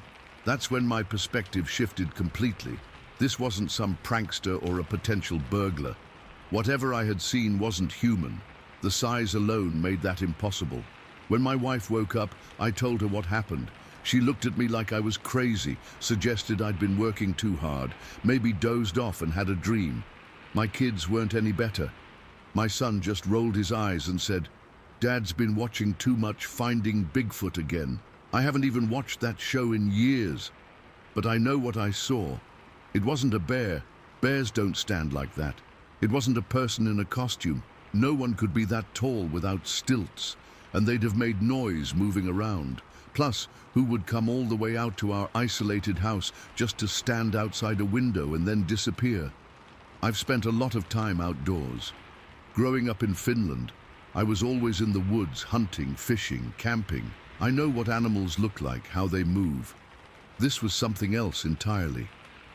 In the weeks after, I found myself constantly looking out windows, especially at night. I started taking walks around our property in the evenings, listening, watching. My wife thinks I'm being paranoid, but she didn't see it. She didn't feel that presence. I installed motion sensor lights all around the house, told everyone it was for security, but really, I just wanted to know if that thing came back. I even bought a trail camera and set it up facing the living room window. Nothing ever showed up on it though. It's been years now and I haven't seen the figure again. Sometimes I almost convince myself that maybe I did doze off that night. Maybe it was just a weird waking dream. But then I remember how the moonlight cut off so suddenly, how still the figure stood, how impossibly tall it was, the unnatural silence in the forest. What bothers me most is not knowing what it wanted. Was it just curious? Was it trying to get in? Was it looking for something or someone? I've researched local legends, tried to find similar stories from the area. There are plenty of Bigfoot sightings in the Olympic Peninsula, but most describe creatures moving through the forest, not standing still and watching through windows. I keep thinking about what would have happened if I'd gotten up immediately when I saw it. Would it have run away? Or would something worse have happened? I'm almost grateful my son was in the basement with his headphones on. What if he had been the one in the living room that night? My wife wants me to let it go. She says it's not healthy to obsess over something that happened years ago, especially when there's probably a logical explanation. But that's just it. I can't find a logical explanation, not one that makes sense with what I saw. I still live in the same house. I still sit in that living room at night sometimes, looking out at the forest, but I always make sure to close the curtains now, especially when the moon is full, because I can't shake the feeling that whatever was watching me that night is still out there, somewhere in the darkness between the trees. And the worst part, sometimes when the house is quiet and everyone's asleep, I swear I can feel it watching again. That same heaviness in the air, that same unnatural silence from the forest, like it's waiting for something. I don't know what I saw that night. I don't know if I'll ever see it again. But I do know that the memory of that silhouette, something that big, that close, watching me through my window in the dead of night, will stay with me forever. And no matter how many times my family laughs it off, or how many rational explanations I try to come up with, I know what I saw wasn't human.